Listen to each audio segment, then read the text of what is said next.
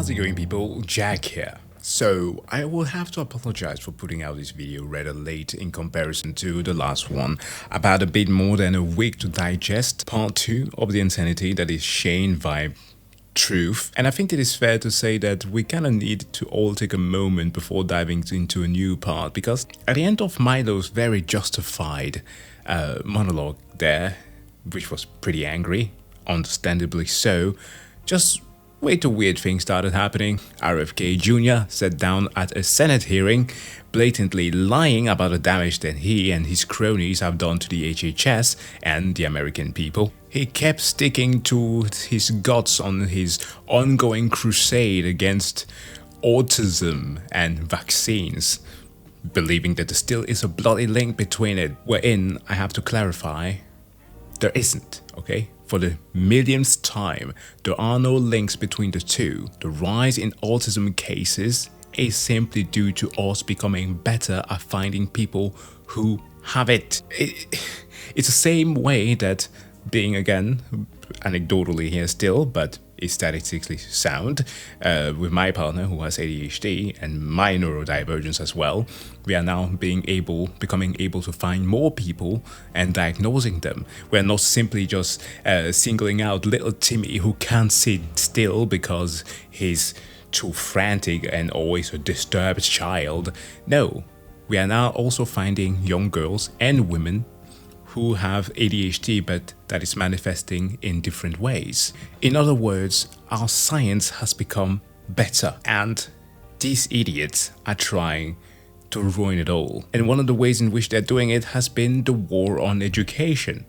They're trying to privatize the educational sector, firing people off the wazoo, attacking major universities like Harvard and that damned Columbia that caved in to the freaking president. On top of it all, remember how Milo mentioned Monsanto? I mean, they have to buy seeds from fucking Monsanto that, like, patented the genomes of seeds. The whole thing is that they don't produce fertile seeds on their own, so farmers can't just replant from their own crops. I had the frightening discovery of the scale of the damage that that company had done, internationally and in the US.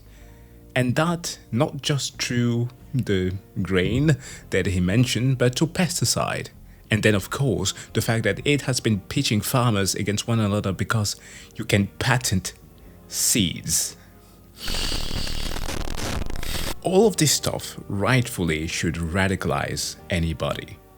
And I know that we can dive into the nuances of things when we're discussing like science skepticism, because I too do have a stand of people not just blindly following authorities, but there's a difference between things that are peer-reviewed, things that have literally changed our world and have made it so that we left behind an age where people were dying over petty sickness, the common cold or measles, and comparing it with how certain departments at times tend to mess up how they should tackle health. This is one of the reasons why I find videos like this very important. Not just because it's tackling the misinformation that some person out there is spreading, that they knowingly or unknowingly are doing, because this type of misinformation and at times morphing into disinformation is the literal catalyst that makes things get very, very bad. Okay, that being said, let's switch the tone a little bit, because I think that this video is going to be a bit more lighthearted than the one that we had before. So, welcome to part 3 of Shayne Vibes Truth Debunked. Hello, Shayne. I'd like to start this video by speaking directly to you. When I released the first part of this series, you decided to blind react to it on a live stream on your Rumble. Let's just have at it. Let's listen to what's being said. When I heard he is of sound mind in many ways, and we actually do have a lot in common. You guys may actually come out being at least a semi-fan of him. I don't get too invested into the character. Zin. Being totally honest, hats off to you. That was a pretty brave choice. I was really interested to see how you were going to engage in real time with all of my evidence disproving your slew of misinformation. Unfortunately, and I guess somewhat unsurprisingly, you didn't do this. Instead, you watched about the first 30 or 40 minutes of part 1, which was mostly, you know, an introduction and me giving my opinion on things, and then you stopped almost the moment I got into talking about actual science and facts. You waved away literally like an hour and a half of actual researched information, including the opinions of a professional geologist, by just saying, ah, well, we can agree to disagree on the age of the Earth, and then just stopping the stream. It's called agreeing to disagree. Like, I think what he goes into with the young Earth stuff, he doesn't believe that the Earth is, the age of the Earth could be even disputed. Maybe we'll have that disagreement. He doesn't believe me about geology, and he gets a mainstream geologer onto his freaking channel.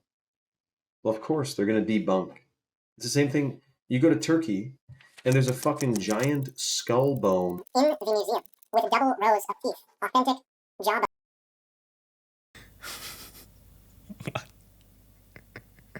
What? From a skull that your head would fit inside of. And I know that the mainstream has a debunk. It's fake. What are you saying? You're buying their story, man. This isn't all about geology. This is about truth and awareness and some tomfoolery that's going on.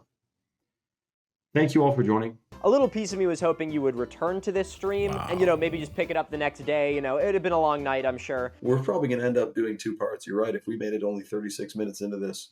But you, of course, didn't do that, which I don't know why I would be surprised by, honestly. This, to me, was just a perfect demonstration of you willfully keeping yourself and your audience in an echo chamber. Yeah. You had a great opportunity here to show actual research, but instead you made a conscious decision to not engage with any new information that may challenge your audience's worldviews or your perceived sense of authority. And it is in your best interest to be able to provide truth.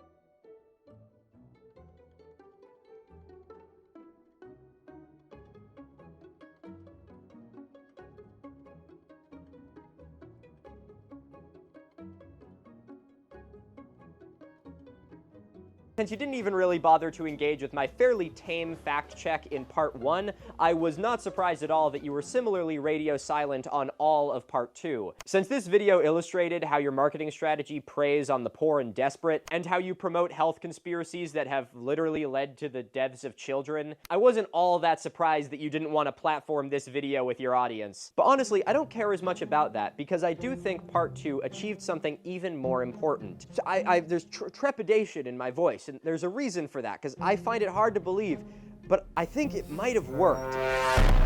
You see, at the time of me filming this video, you have not posted anything on your Instagram since the day that part 2 came out. And considering your post schedule that we talked about in part 2, where you know, there was days that you'd post upwards of 30 videos in a single day, I would say that this 7 days of radio silence is statistically significant. Along with this, you have also been completely radio silent on Rumble. Also statistically significant since you normally do a live stream there every single day. Now, I'm sure there's going to be a lot of speculation as to why this is, but I want to give you the benefit of the doubt that something that I said actually resonated with you, and that you're taking this as some time of much needed reflection.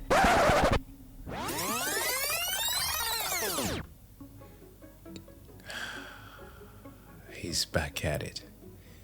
He didn't learn anything. Perhaps he forgot his code. He got hacked. Something. He pulled a Philip Zeba and was like, gotcha, bitch. Little vacation action. Previously scheduled. Screen record this. What the fuck? He's doing the same exact shit. I want to check on Instagram Reels. What is his, like... Because it's, like, all the exact same content there now. Quick mention. Oh my sweet fucking Jesus.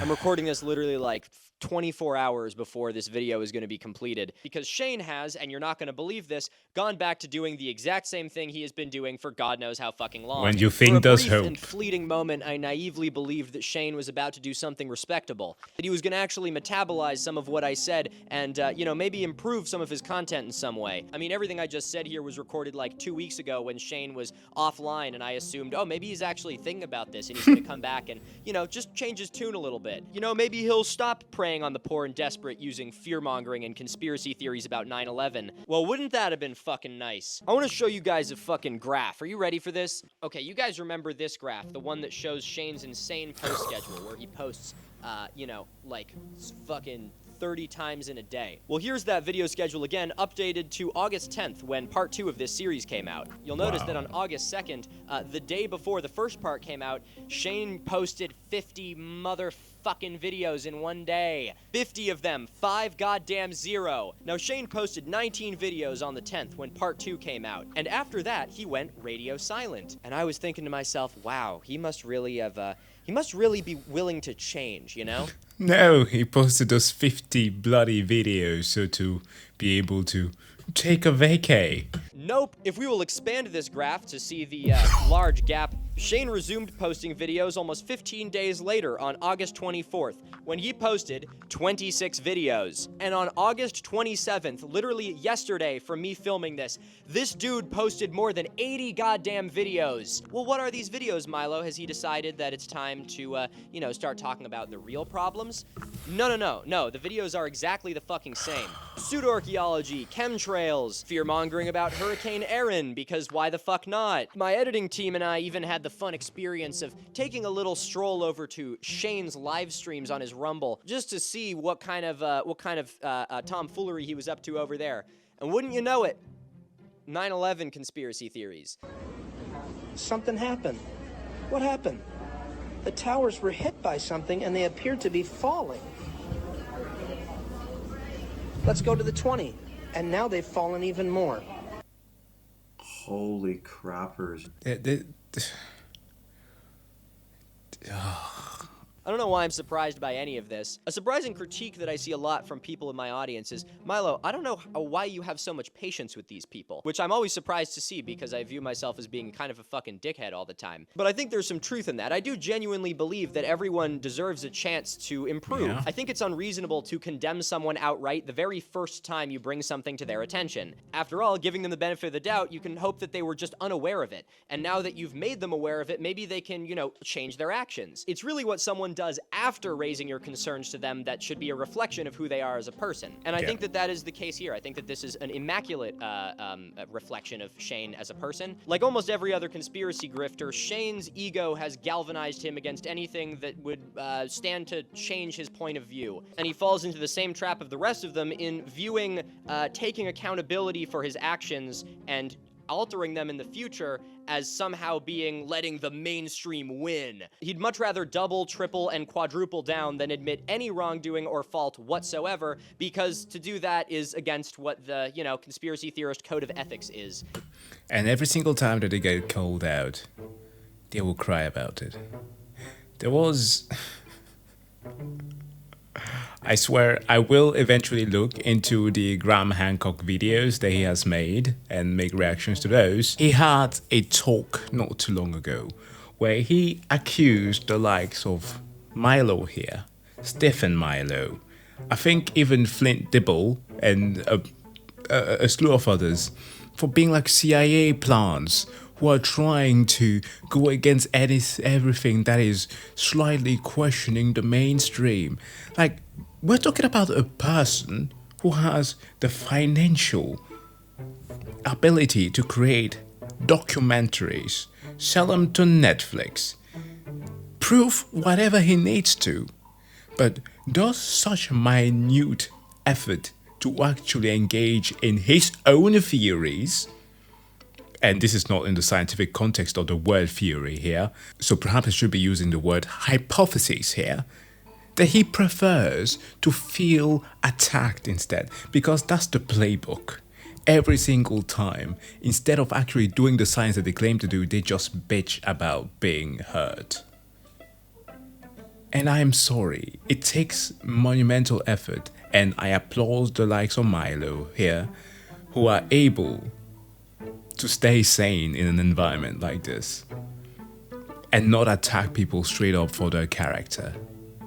I know that we today have somebody else, a special guest, like Professor Dave, who is a bit more rough around the edges when it comes to that type of things, but we'll see eventually. Let's keep watching. Conspiracy theorist code of ethics. That's an interesting concept. Shayne, I'm going to be totally honest. I don't even think you need to watch this video. If nothing that I have said in the 4 hours I've spent talking about you has gotten through your skull up until now, nothing I say in this video will either. So I've included one tiny last little message to you at the very end of this video. Here's the timestamp for it. Fucking go there. And the only thing I'll say to you right now, Shayne, is that accountability is a good thing. If you're surrounded by a group of people who view changing your opinions on anything as a bad thing, you are surrounded by the wrong group of people. And I know you're probably going to say, well, that's how science works, but it quite literally is not. Science is looking at as much evidence as possible and then using your brain to come to an informed decision. If you're able to listen to me absolutely shred every geology conspiracy theory you've ever said using facts and fucking figures, and you write all of it off because I had a mainstream geologer on it, chances are you're in a fucking echo chamber. Taking like a 10-day break from video creation and then returning to it only to say all of the exact same bullshit and post 80 videos in a single day is the kind of obstinance that I'd expect from a fucking 15-year-old. But you're Imagine if Milo were to say, these are just conspiracies, move on. Not try to provide any shred of evidence to disprove them. a grown-ass man, Shayne. You're fucking 6 years my senior. I would expect you to be a little bit more mature than this. Anyway, that's all I have to say for you right now. Skip to this fucking timestamp, and I'll see you there. Why do I even fucking try, right? Why do I even fucking try? Good God fucking damn it. It's good work. Hi, guys. How's it going again? Gosh, that term that never leaves one's vocabulary once you've been there, but I was almost going to say, you're doing God's work. That would be very ironic here in the context of we are going to be talking about creationism today. Jesus, we're still doing this, aren't we? Y'all, after the last episode, I kind of hit like a breaking point. After discussing, health conspiracies and predatory marketing, I felt like there wasn't really much more to be said. I mean, like, preying on the sick and poor and desperate is like kind of as bad as it gets. So like, I don't know, like, what's the point of talking about a pyramid at this point, That was also probably the most heated I've ever been in a video, which you guys definitely clocked. But in reading the response to this video in the comments, it confirmed for me that this was not an overreaction. I received countless comments and emails from people sharing really personal stories about friends and family who fell for the same health conspiracies that Shayne was peddling. They were honestly fucking gut-wrenching, and I really want to thank everyone who shared some of these really personal things. You did not have to do that. But reading about how many viewers had personally lost friends and family to health and vaccine misinformation was just fucking devastating, honestly. And it kind of left me thinking, need I say more? I mean, creationism and pseudo-archaeology sort of pales in comparison to Shayne helping spread misinformation that has led to the death of family members of people in my audience. That said, I had still promised another video on creationism and another one on pseudo-archaeology, so I was like, God damn it, I have to do something with this stuff. But I could not stand making 2 more videos on this fucking guy because I am so goddamn tired of it, so I decided to make this instead. This one is gonna be the big one. It covers the rest of creationism and all of pseudo-archaeology. And to lighten the mood, since we went a little bit heavy last time, this one's gonna be a little bit lighter. Some good old-fashioned Google debunking, a palate cleanser, an amuse-bouche, if you will. I don't know if an amuse-bouche is a palate cleanser. I think it's an appetizer. Well, it sounds good. No one knows what it means. Who the fuck even speaks French? So, without further ado, ladies and gentlemen, let's shake off... Oh no, we're getting back to Chicago. That stupid ass example that he brought. Wow. We're really making progress here. I'm kidding, it literally hasn't changed at all since the last time. This has been... a battle is an understatement. Shayne doesn't understand biology. Let's boogie woogie. Did you know that most of the bones at museums of dinosaurs are made of plaster, and it's actually a replica of what they found in the wild? Wow, tickle me shocked, but we're starting off with something that Shayne is correct about? Shayne, you're actually correct about that. There are many dinosaur bones in museums that are replicas of what they found in the wild. And as you probably know, there's actually a very interesting reason for this. But something tells me that you're not bringing this up to tell that very interesting reason. You're bringing this up to try and make it seem like dinosaurs are a hoax. Flies right This is over a his pretty head. run-of-the-mill dinosaur denial strat that I've seen quite a bit. Some dinosaur bones are replicas, quickly turns into dinosaur bones are fake, which very quickly turns into dinosaurs never existed. Oh my god! Yes! Let's go! Let's go, baby! Come on!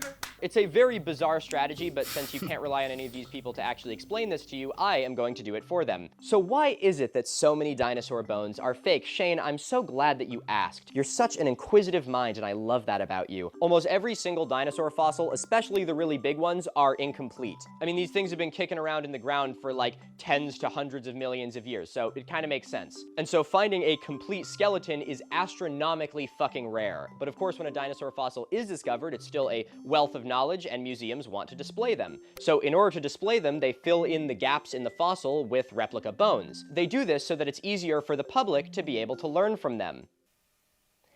At least that would be the hope. I'd love to hear Shayne's take on the ship of Theseus. How many bones on this dinosaur do I need to replace before Shayne will think that dinosaurs never existed? But there's something even funnier about this video.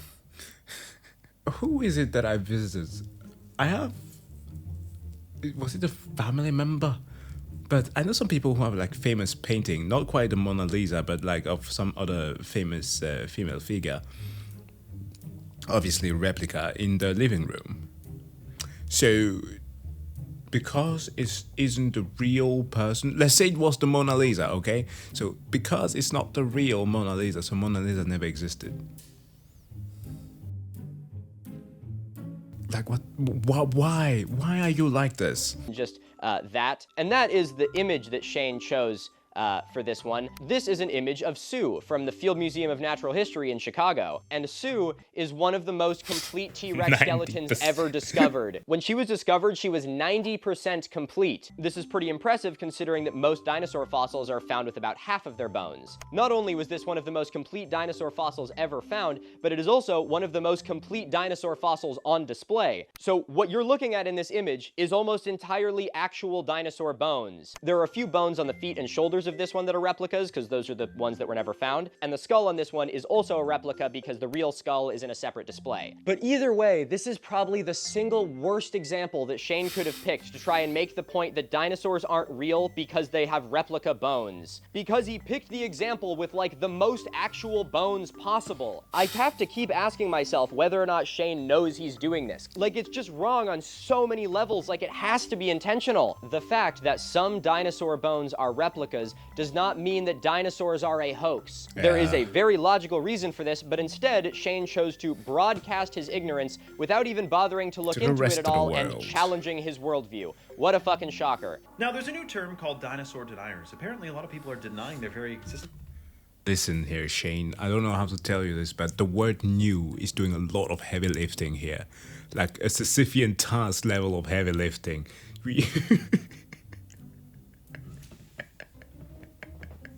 New, perhaps first when, I don't know, like 18th, 19th century, where people was doing such excavation and actually finding dinosaur bones. I would say around the 1800s. That people were confused about what those were. But Shayne, no, it's not a new thing. But how could you when you can see it so clearly right there? Of course they existed, right? There's a new term called dinosaur denier. No, this is not a new term at all. Maybe this was a new term in like the early 19th century when dinosaurs were first being discovered, but now that's pretty rare considering that most of the world is, you know, educated enough to know that they existed. But that's not really the point. The point is the conspiracy theorist tone that he's using. A lot of people are denying their existence. No, they really aren't. I promise you. Most people are not. You are, and you want other people to deny them as well because you're trying to sell them things. So the way you do that is by making them think there's like this cool counterculture undercurrent going against the mainstream that like, you want to be part of this cool club? There's a lot of people over here denying dinosaurs. Why don't you come sit with the cool kids? Shayne. Come join the dark side. We have hot water purify supplements. Stupid. Shayne, it is lame. You are not part of, like, you know, the anonymous fucking, like, undercurrent changing the paradigm. The conspiracy theorist yearns to be oppressed. The minds. Well, it's true that before the 1800s, no one called them dinosaurs. They were considered to be dragons, and they were also considered to be much, much more recent in history, alive, walking around. Yo, what? Wait, what? I'm sorry. What? In the 1800s, they weren't called dinosaurs. They were called dragons. Yeah, they were called all kinds of things before people knew what they were.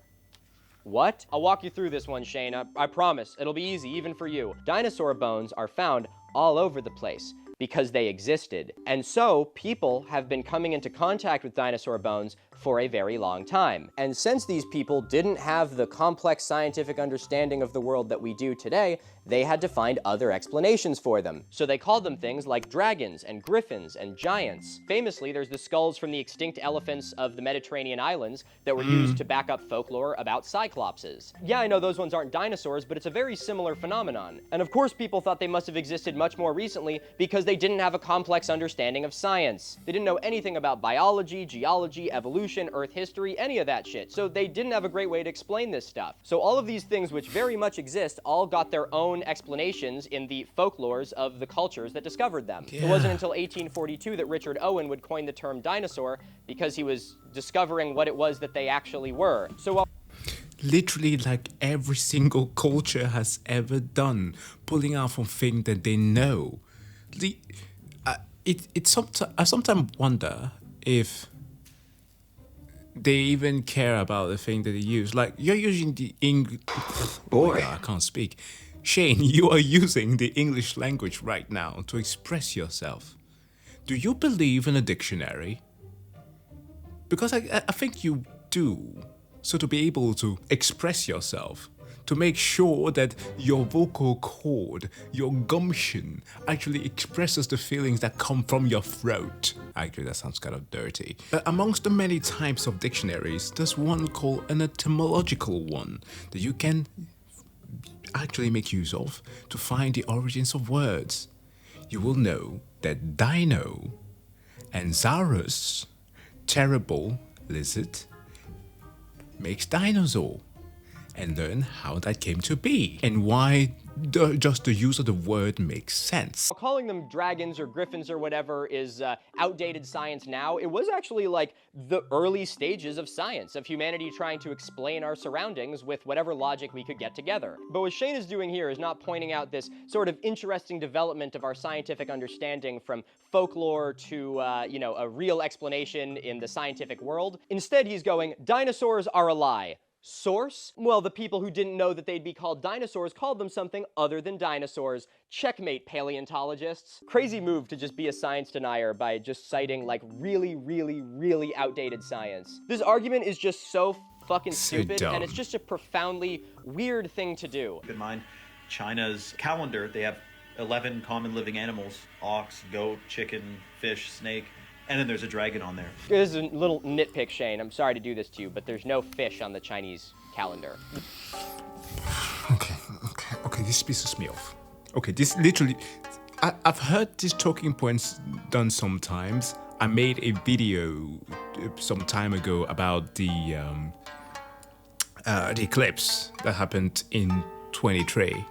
And how people were losing their mind over the fact that, oh no, they're going to open a portal in CERN and it's the end of the world, like they always do. The energy is wild here. We're terrified after scientists report a haunting celestial biblical event that will hit Earth in just a few weeks. And our Earth could face a supernatural divine ending, as we are seeing signs of this starting with no way to stop it. Look, the dude came out swinging, calling it biblical, okay? He would be a perfect Ozai apologist. The Avatar has returned.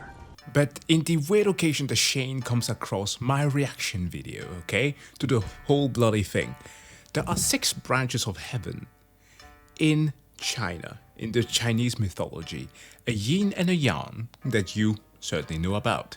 There are assigned 5 elements to the way that they see things, to their views of the world, and multiply all of those things, you have a cycle of 60. 60 years, which is the cycle that the Chinese calendar takes. Now add to that what you mentioned there, those animals. They are from the myth of the Jade Emperor and his great race, where he wanted to establish a way to properly tell time, where he set 12 animals on a race. Now, amongst those were the long, i.e., like Drake. What? Jake Long from American Dragons. I don't know if you grew up with that cartoon. Shayne is apparently the same age as I am. Long means dragon, and they are literally an amalgamation of the different animals that people saw around them. Horns of stags, head of a bull, body of snake, belly of clam, eagle's feet, and carp scalings.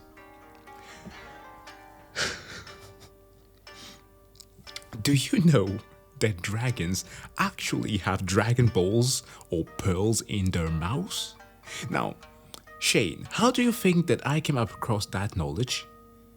See, it was due to me wanting to find out what the fuck was going on with Goku in Dragon Ball GT eating a Dragon Ball and becoming one with Shenron. This is one of the reasons why I find it very difficult to sometimes give the benefit of the doubt, like Milo does here, to grown-ass people when they're spreading easily debunked misinformation. Because if my child brain wanted to look for the knowledge and had easily access to that information, your adult-ass brain can do the same too. This would have been a really easy one to check. Like, this doesn't even require, like really Googling. This is just like looking at an image of it. I thought maybe that he mistook the snake for a fish, but then immediately after saying fish, he says snake. So I guess not. This doesn't really matter, but I figured I'd say it because, I mean, what? Am I gonna start caring about the fucking runtime of these videos now? I told you, I'm in too deep. Dragon bones. I'd rather be dragging my bone across broken glass than keep listening to Shayne talk, frankly. I'm so sick of seeing conspiracy people using like other cultures like folklore and like belief to support their like anti-science bullshit. Yeah. For which, by the way, the established calendar like this, dragons existing like 4,000 years ago, again, an amalgamation of all of those things, which literally Chinese authors who wrote about the vast majority of these myths literally wrote it themselves. Take the likes of Wang Fu from the Han Dynasty. Now, Dynasty Warrior fans, I'm not calling you to join the chat. He literally wrote that these were amalgamation of different things. Like, oh man, it's just... This is why reading is important, okay? This is why they want to ban books. And I think that it's especially ironic in this case, where like I have a sneaking suspicion that the thousands upon thousands of Chinese scientists who have been at like the cutting edge of science, technology, and engineering and math for hundreds to thousands of years would not be super keen on this guy bastardizing their folklore in order to try and walk humanity back into the dark ages. But hey, Shayne, you know what? Don't let me yuck your yum. If a dragon being on the Chinese calendar is enough for you to believe that dragons existed, you're gonna love this one. Check this shit out. The Boston State House has a unicorn on it. Wake up, Shayne. You're talking... Guess whose national animal that is?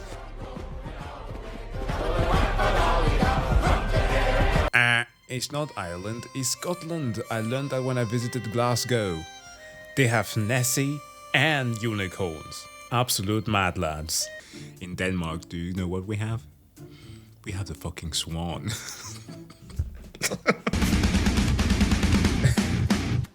No way.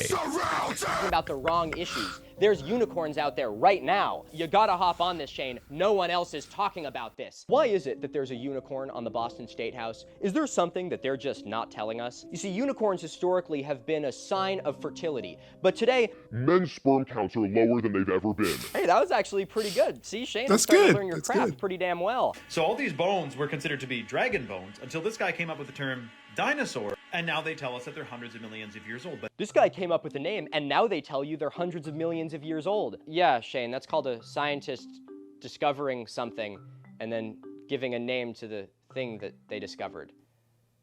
That's how it works. What planet are you from? If you wanted to try and, disprove the field of paleontology, I would first suggest you maybe begin with learning something about it, because the guy who was rambling about AI before, I suppose that he is going to be aligning himself with the likes who tend to spread creationist conspiracy theories, like Elon Musk.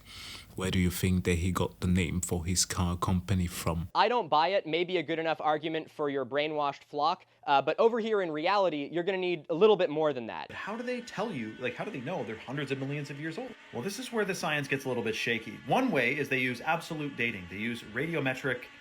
They basically detect radioactive decay of elements, and then they tell you how old it is based on that.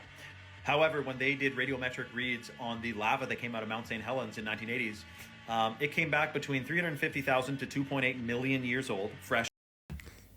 This is the part where if he actually listened to the actual geologist that was in the video that he reacted to, he could have learned something. Lava, which called into question the reliability about this method. Oh God, okay. Quick little thing here again, Shayne. I know I'm nitpicking you, but I gotta do it. There was no lava in Mount St. Helens. Mount St. Helens is a gray volcano, and so it had mud and ash and like a pyroclastic flow.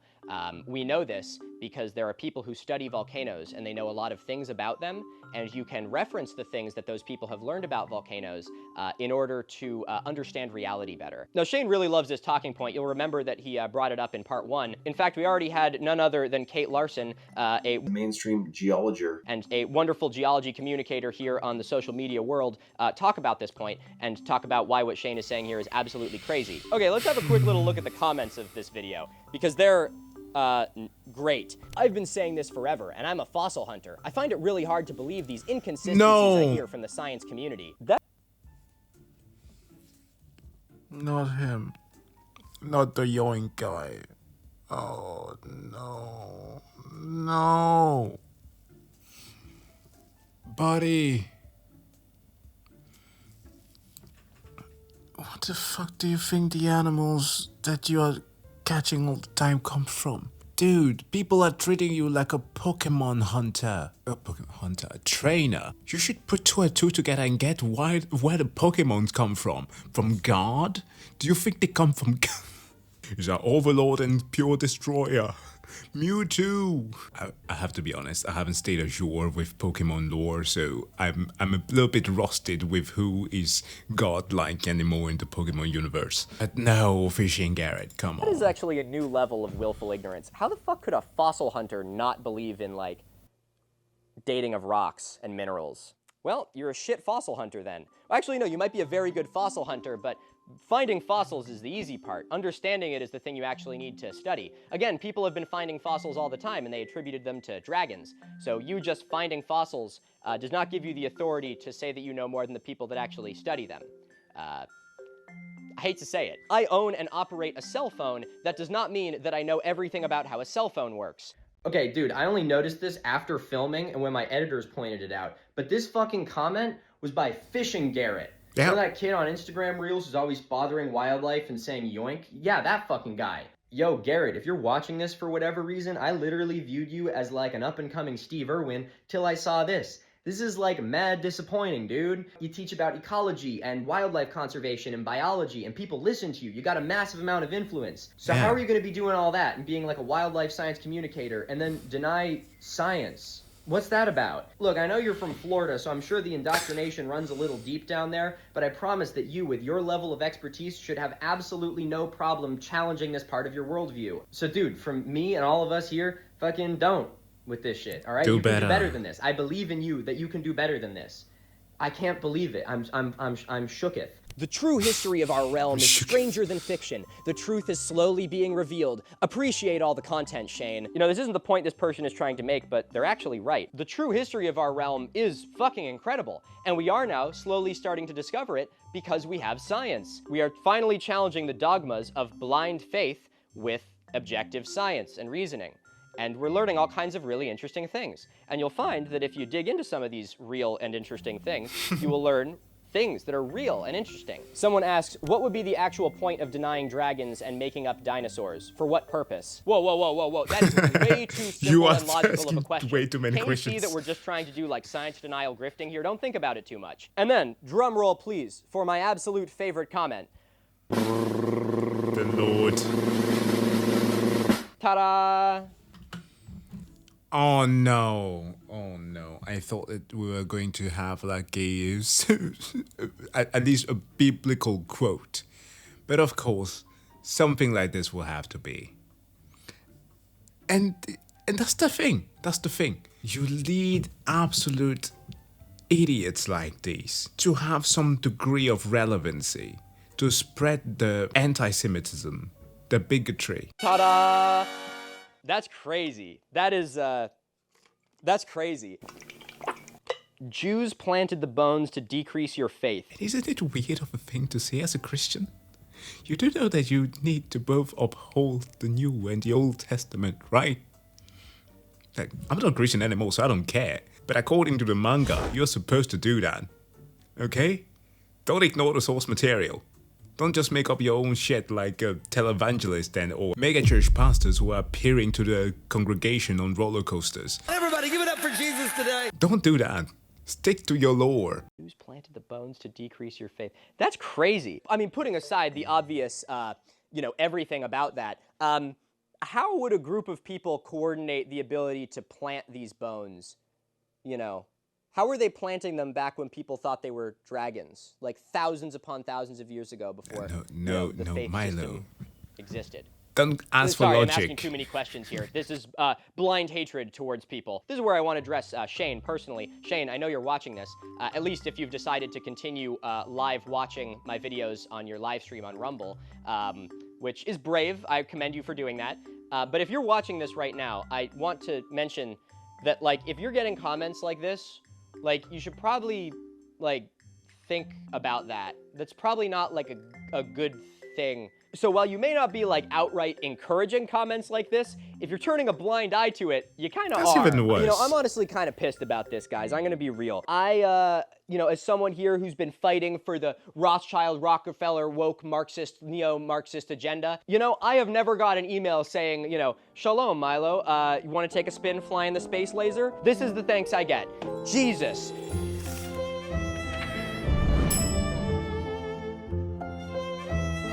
Jesus, take the wheel.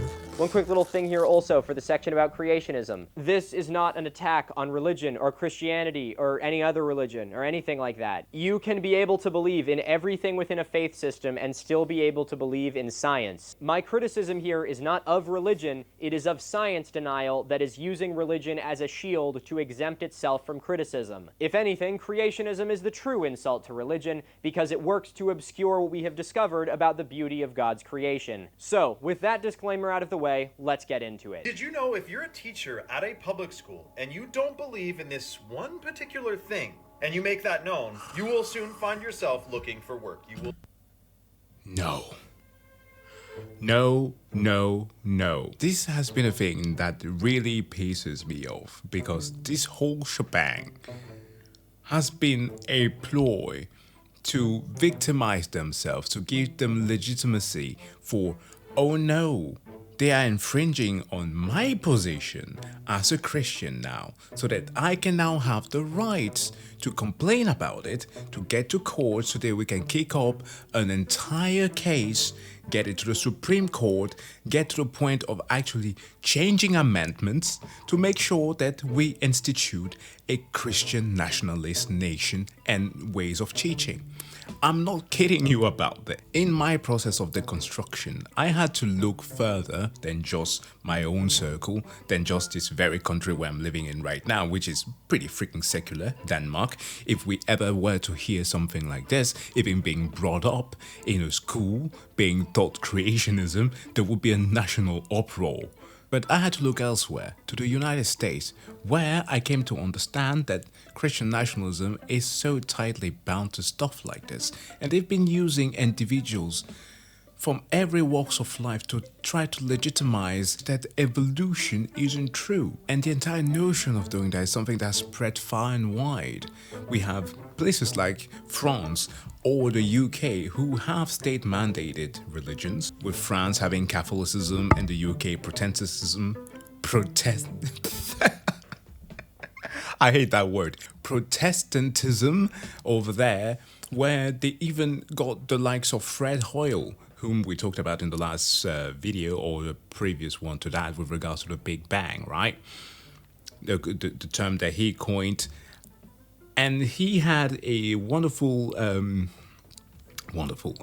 comparison there with in terms of evolution. Like, he was discussing where it came from, because he was a secular man, okay? He was an atheist. Fred Hoyle was an atheist, did not believe in God, but he was arguing abiogenesis. So the idea of there being life actually coming from space, which we have ample of proof of. We have synthesized protein in outer space from just electrocuting few minerals and amino acids from there to see the building blocks of life coming forth. But he has this quote where he made a comparison of evolution being akin to like a Boeing being swept up by a storm in terms of likelihood.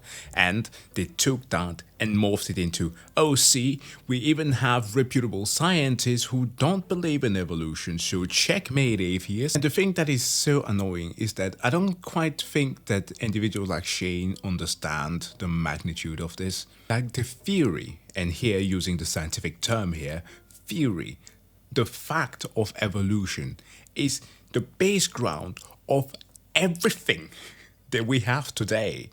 You deny that, you deny reality.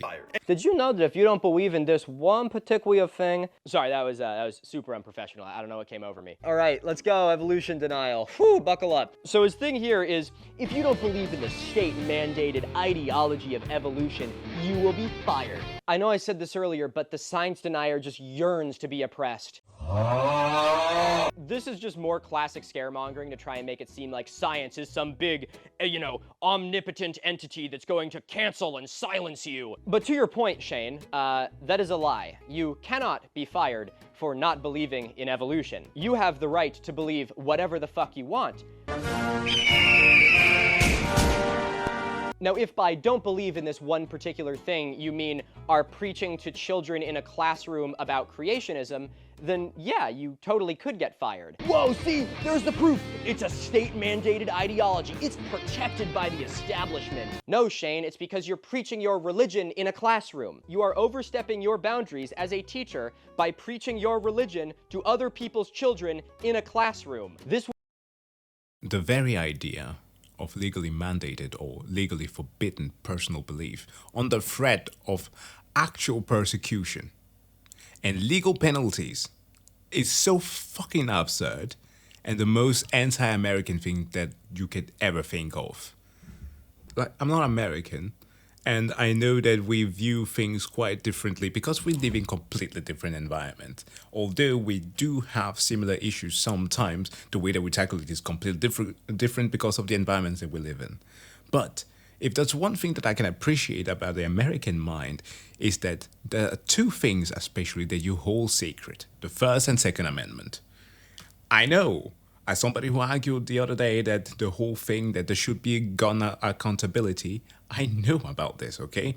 But your First Amendment especially, that being held sacred for you, is one of the things that has saved your asses from authoritarianism. Would happen to anyone of any religion. This exact issue has gone to court many, many, many, many times. You would know that if you bothered to look up a goddamn thing that you ever say. And almost every single time, the court has sided with the fucking school that you should not be preaching to children in a classroom. What you're doing here is trying to scaremonger religious people into thinking that there's some persecuted, oppressed group and that science is this big entity that's out to crush them under their boot heel. But Shayne, if you really think that science is somehow incompatible with your faith-based worldview, which it isn't, then why don't you can send your kids to a private school where they can teach them wherever they want. Or better yet, you can homeschool them, and then you can personally indoctrinate them with whatever propaganda you want. I also love the implication here as being like, this potential biology teacher getting fired because they don't believe in evolution, which is just a ridiculous premise off the bat,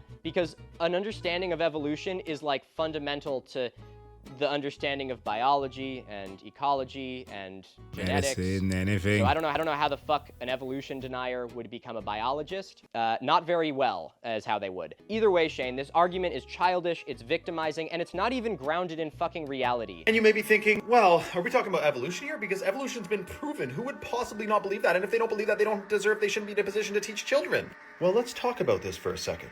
The theory of evolution is protected by the establishment. That should make you wonder. Oh my god. It is not protected by the establishment, Shayne. You are not going to be arrested for not believing in evolution. You can believe whatever the fuck you want. Nobody cares. All that is being asked of you is to leave your religious convictions at the door when teaching science to children. Again, this is the case with every religion. Whether you are Christian, Muslim, Hindu, Jewish, or worship fucking Ra, this would be what is asked of you. The flying spaghetti monster. Let me put it like monster. this for you, Shayne, and I want you to listen to this very carefully. And if you are listening to this live on stream, I want you to actually, respond to this. I want you to think about what I'm about to say to you. Imagine for a moment that every single religion on the planet disappeared. Religion would unquestionably come back. It would come back in thousands of forms in different cultures and countries around the world, just like we have seen the thousands of different religions that have arisen for all of human history.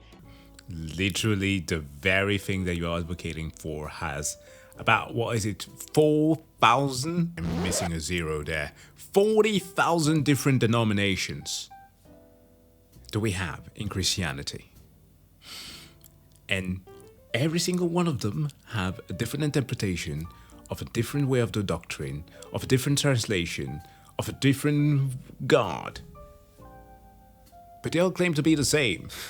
As direct reflections of their environment and their beliefs and their values. Now imagine for a second if science disappeared off the face of the earth. Science would also come back, but it would come back the same. Every single thing under the umbrella of science, from eclipses to electricity to the internal combustion engine, are all objective. And so, even if our understanding of science disappeared, all of those objective things are still there, waiting to be rediscovered. Which is why there are thousands upon thousands of religions, and there is science. Yes, it has multiple fields, but it's more or less one homogeneous body because it is based on objective reality. That is not to say that science and religion are incompatible with one another. Religion serves a different purpose. It gives us meaning and clarity and motivation, while science is working to prove and disprove things to further humanity's technological and scientific understanding. This is why science is taught in schools, Shayne, because as much as you don't want to believe it, science is the study of objective reality. If religions disappeared, thousands of religions would come back. And if science disappeared, science would come back. Go ahead, respond to that to your audience. Think about it. Really, I'm stopping here. Think about it, please. I don't want you to just gloss over these things. I want you to really metabolize this. That's a good enough answer. Let's keep going. For his head. But evolution also suggests that life came from non-living things. That's abiogenesis. And secondly, evolution in our world today has never been observed. Give like a primer in abiogenesis here.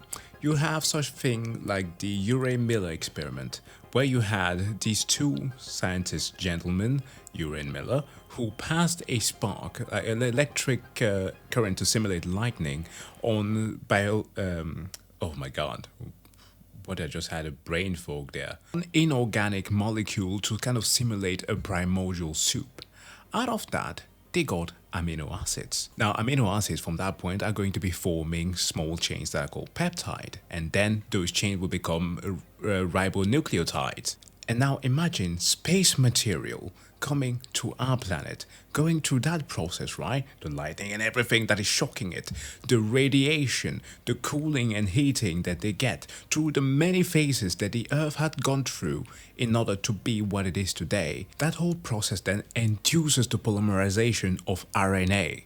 You know, the thing that creates life. And that is how the Earth did it.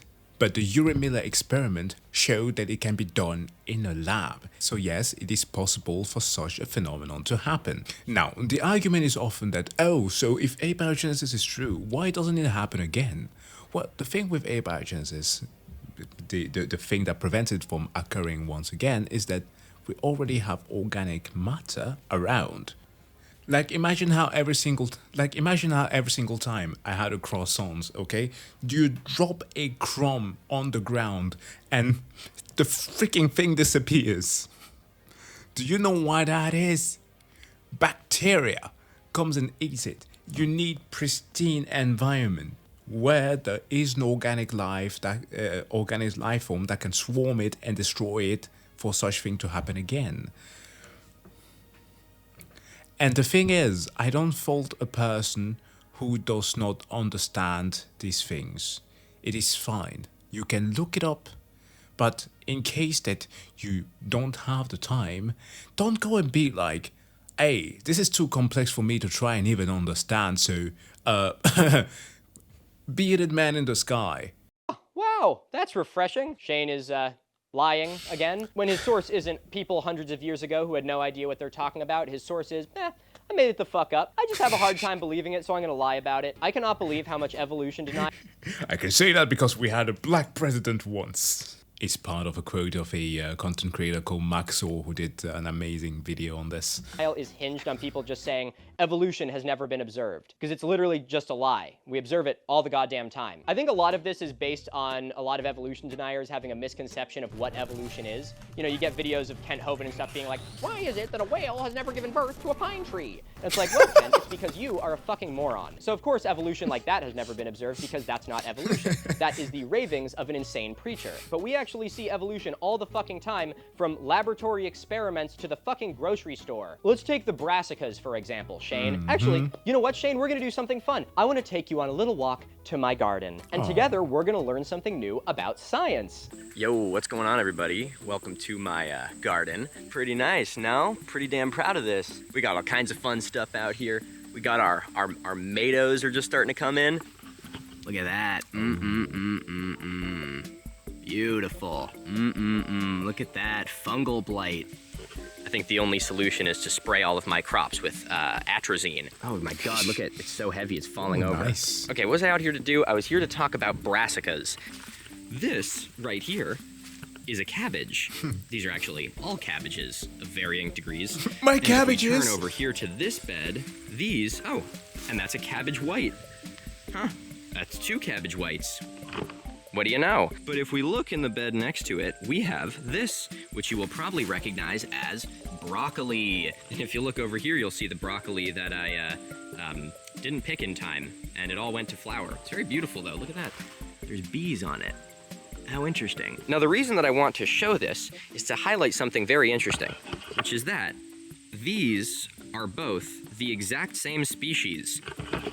What? But they look so different. I know, it's pretty fucking crazy. These right here are called brassicas, and they are both derived from the exact same wild plant. So even though they look really different, these are actually the exact same plant. Oh, and the sun is out. How nice. Wow, I see why plants do this. This is lovely. Broccoli and cabbage also aren't the only members of this species. Cauliflower, Brussels sprouts, I think, is kale one of them? I don't know about that. But either way, cabbage, broccoli, cauliflower, Brussels sprouts, and a few others are all the exact same species. The reason that all of these varieties of brassica look so different is because humans have selectively bred them for different purposes. As you can see with the cabbage, we bred in favor of selecting for this really big leaf ball, whereas with broccoli, we didn't select for the leaves, instead we selected for the flowering head. You can almost kind of see the resemblance, right? Like this sort of leaf structure that's unfurling is the same thing that's going on here. So if we were to let this go to seed, which, let's be honest, I probably will accidentally end up doing, in the middle of all these leaves is where the flower would come out, which is exactly what's happening here with the broccoli. And this is the same with the other brassicas as well. Like with Brussels sprouts, they grow on that really long stalk and they're these kind of little like leaf balls on the ends. That's because we selected for tall stems and really dense leaf buds that almost turn into mini cabbages. So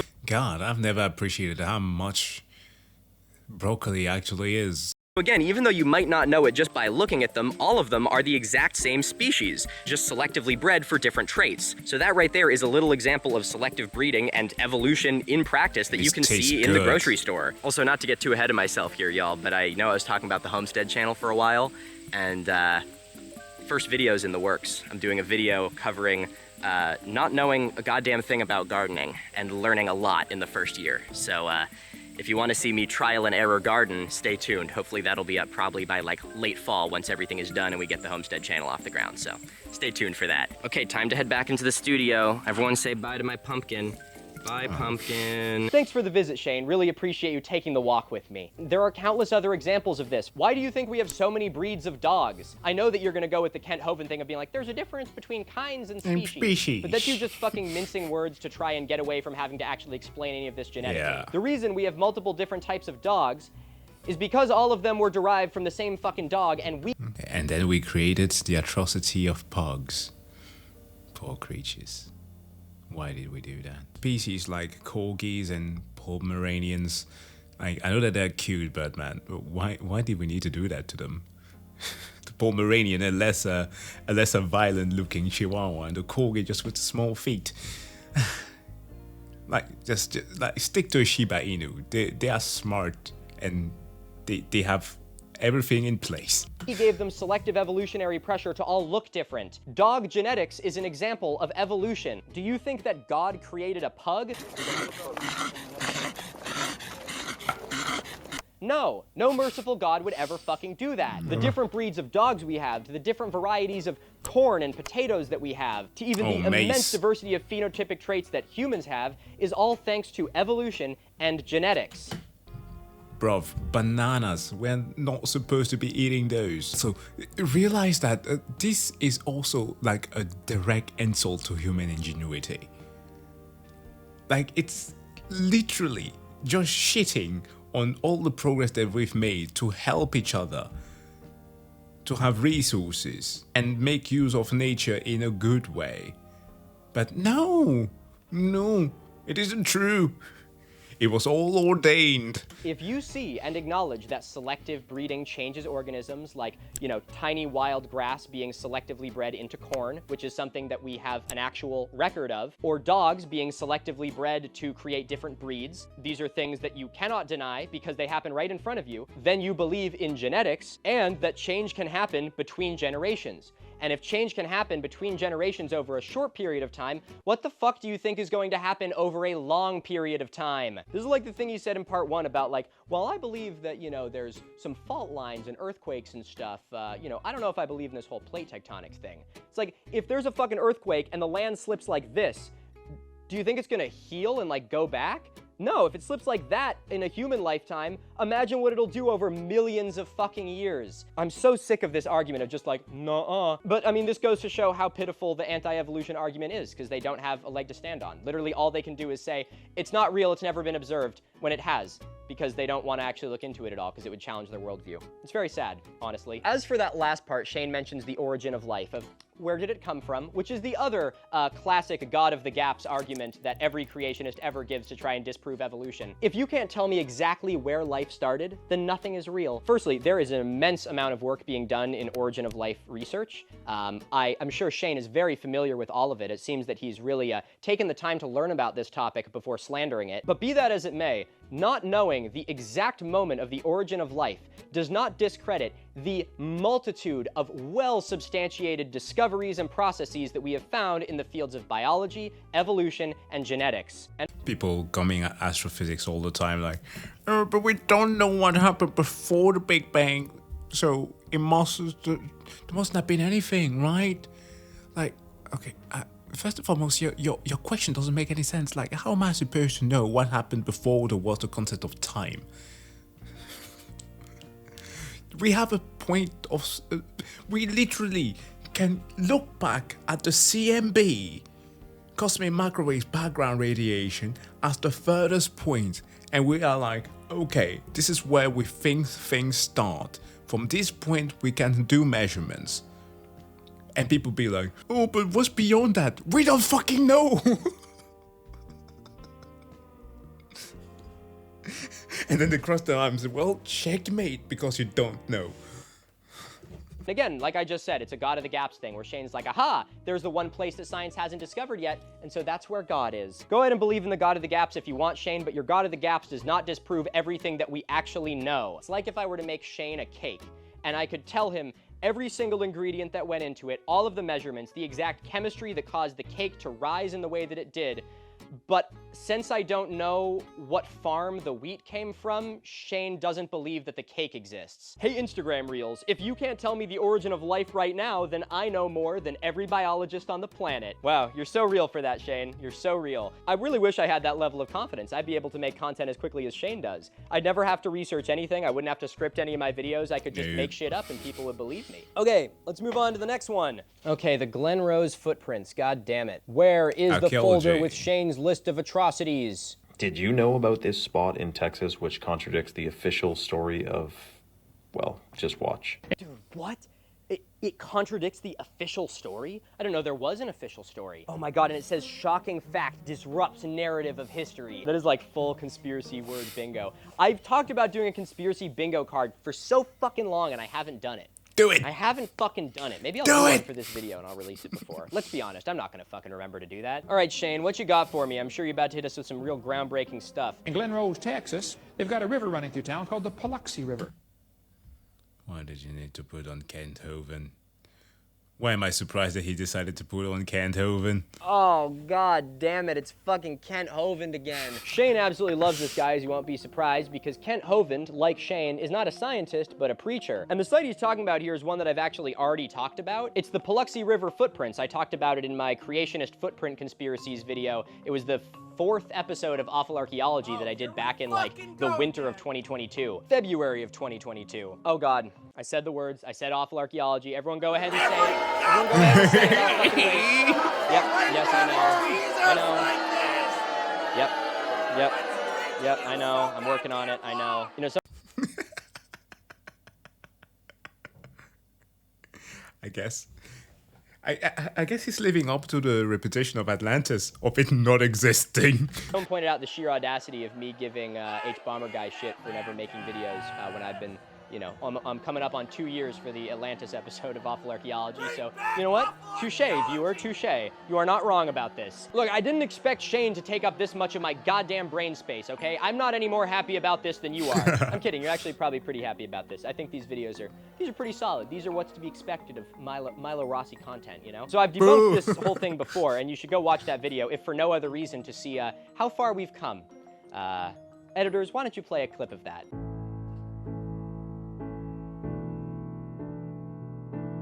Jingle jingle, I have this gigantic wheel, and it is entirely covered in archaeological-based conspiracy theories.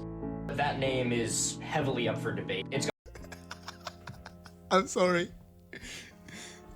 I'm gonna be honest, okay? I could have made something like this personally, just for like a skit, but why does this sound like somebody trying to advertise for a service for interventions? I am now 90 days sober. Beats a Jet 2 holiday. And right now, put in a bottle of wine there. got things you know about, like Atlantis and the Baghdad Battery, until he was interrupted by a mild inconvenience known as World War I. Cataclysmic pole shift hypothesis, which frankly I don't want to know anything about Charles Hapgood's pole or why it shifts. New series. I think as it stands right now, I'm going to call it Awful Archaeology. The Grave Creek Stone. Spin that wheel, Big Papa! Ancient aliens. And I talk about whatever it lands on in depth. The last time I spun the Wheel of Pain. Nebraska man. Where is my Sharpie?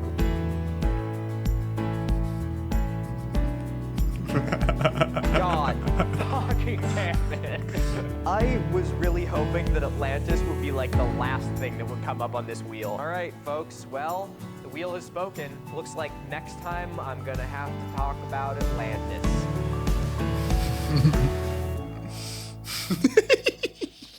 Wow, really profound to just see where we are now.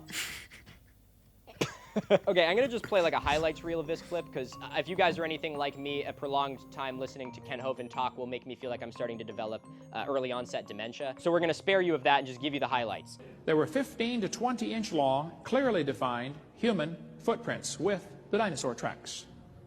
One of the best human tracks still had the dermal ridges, I mean, like the fingerprints on the toes. You could see them, they were extremely clear for the first few months. This guy said finding dinosaur and human footprints together would counter evidence that humans evolved long after dinosaurs. I agree.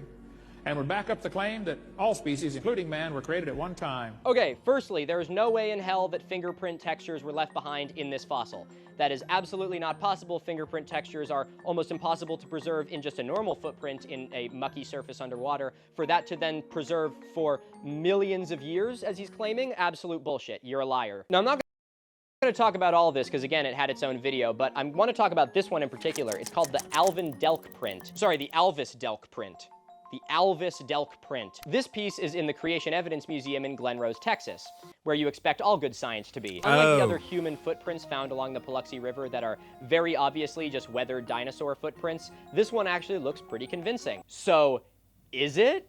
No. Why the fuck are you looking at me like that? What do you think? This print was allegedly found in 2001 by a guy called Alvis Delk, and he said he found it not in like a dinosaur trackway, but as like its own broken rock off to the side of the river. Allegedly, he took this 140-pound dinosaur footprint and hauled it all the way back home to his personal collection. And also allegedly didn't notice the human footprint in front of the dinosaur footprint, which I don't even know how that's really possible. He not only didn't notice the human footprint, which seems astronomical to me, but he also didn't report this print to anyone or try and like, you know, sell it or donate it to a research institution. It was kind of just like in his collection, allegedly. Fast forward to 2008 and our boy Delk falls off a ladder and he needed to pay for some medical bills because we live in America where we don't take care of anyone. At this point, he finds the dinosaur footprint in his collection. He, you know, cleans it off a little and wouldn't you know it, there's a human footprint on it. And so, of course, this groundbreaking piece of fossil evidence was sold to Charles Baugh at the Creation Evidence Museum. Awesome. And Baugh, of course, not giving a flying fuck about its authenticity, just put it right alongside the rest of the propaganda in his museum. Now, as far as this print goes, it looks like a fucking cartoon. The toe prints are all at different depths, and the fucking, like, thumb toe, is like really, really deep. Also in the images, you can see that the other toes like bisect multiple layers of strata, which is not something that would happen if this was a footprint compressed into wet sediment, because this is only possible to do once the layers of sediment have hardened into like strata in a rock. The foot shape is also really angular, which is not how a human foot is, which is much more curvy. And lastly, it's completely static. See, archaeologists find footprints and trackways all the time, but they're dynamic. People are stepping in wet mud, and so fossilized footprints are often kind of like deformed and skidded from people slipping around in the mud. And more importantly, they also have like ridges and valleys and these little areas where mud was like pushed up next to them. None of this is present on this trackway, which is a little fucking weird. Now, as far as the theropod footprint, the dinosaur footprint next to it, looks pretty good for someone that doesn't know anything about fucking dinosaurs. But if you compare it next to an actual theropod footprint, it looks like shit. The length ratio between the actual like pad of the foot and the toes is completely off. And this footprint also goes through multiple layers of strata, which again is only possible to do once it wasn't mud, it was rock. So what I'm trying to say here is that huge fucking surprise, it's a fake. It was a forgery that was made by a guy so he could sell it to a fucking brainwashed conspiracy propagandist at a Creation Evidence Museum so that he could afford his fucking healthcare treatment from falling off a ladder. Or whatever, but if that isn't the most American shit you've ever heard in your life, then I don't know what the fuck is. America. Guys, this system works great. We have people making up science misinformation hoaxes to sell them to crazy religious extremists so they can pay for their fucking healthcare. Awesome, guys. This is great. We're really nailing this whole thing. In this video, Ken Hovind, of course, says, none of these are carved, which is just a lie. He's a fucking liar. He's a preacher. He literally runs a business off of fucking lying. I don't know what to tell you. And Shayne, of course, being a third eye open free thinker, is quoting a preacher who supports his ideology and then not bothering to look into it any further whatsoever, and then just regurgitating the same propaganda to his audience instead of bothering to look into any of it literally at all, and claiming that he knows more than actual science. That's how it goes. You know, it's admirable to a degree to have that level of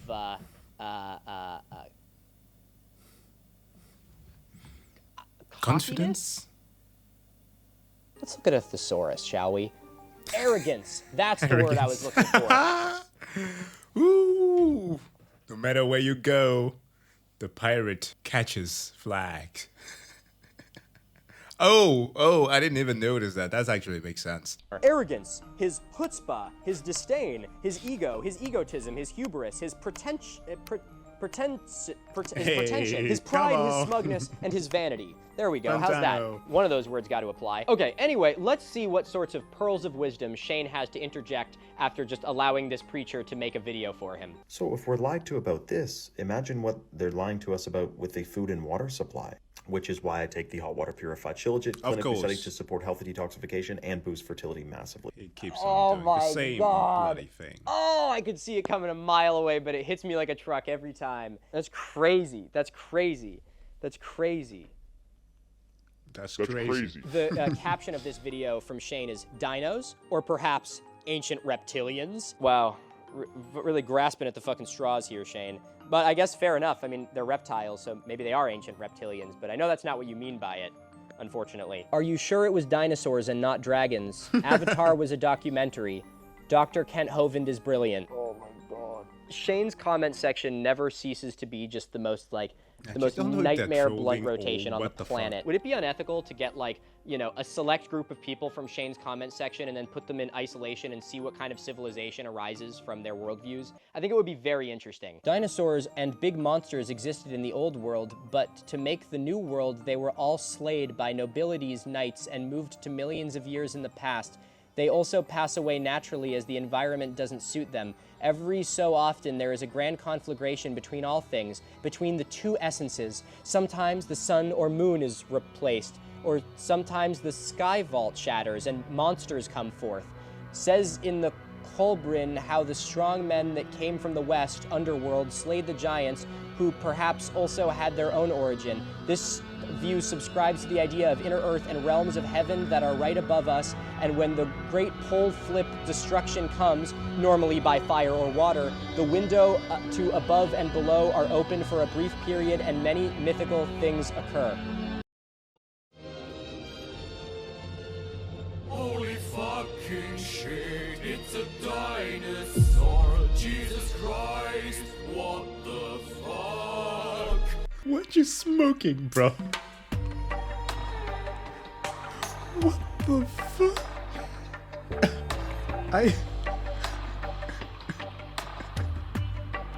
I don't know what to say. 2 likes.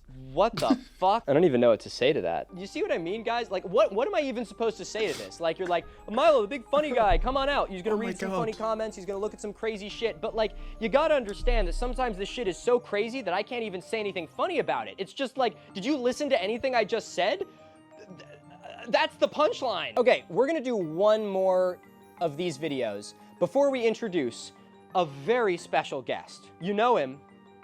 I announced him in the last video. Professor David, and you'll see him in a minute.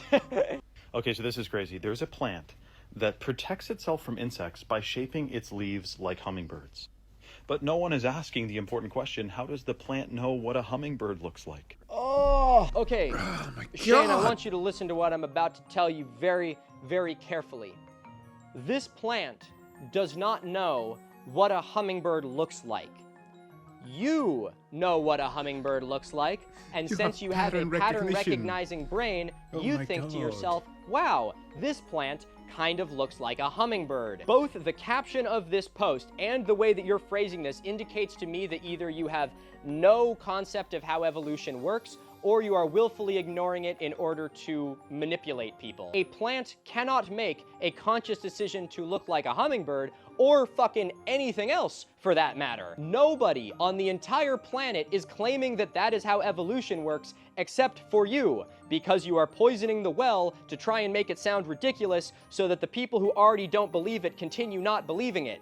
The natural world is so fascinating, and the fact we only understand a fraction of it, and that's evident by the situation that we're allowing billions of pounds of glyphosate, atrazine, and chemicals being sprayed in the food, air, and water supply. Holy shit. Jesus Christ. I think that might be a record, at least in the videos I've seen. This video is 57 seconds long, He starts talking about the supplement sales pitch at 20 seconds in. Also, what was that thing he just said? The natural world is so fascinating, and the fact we only understand a fraction of it.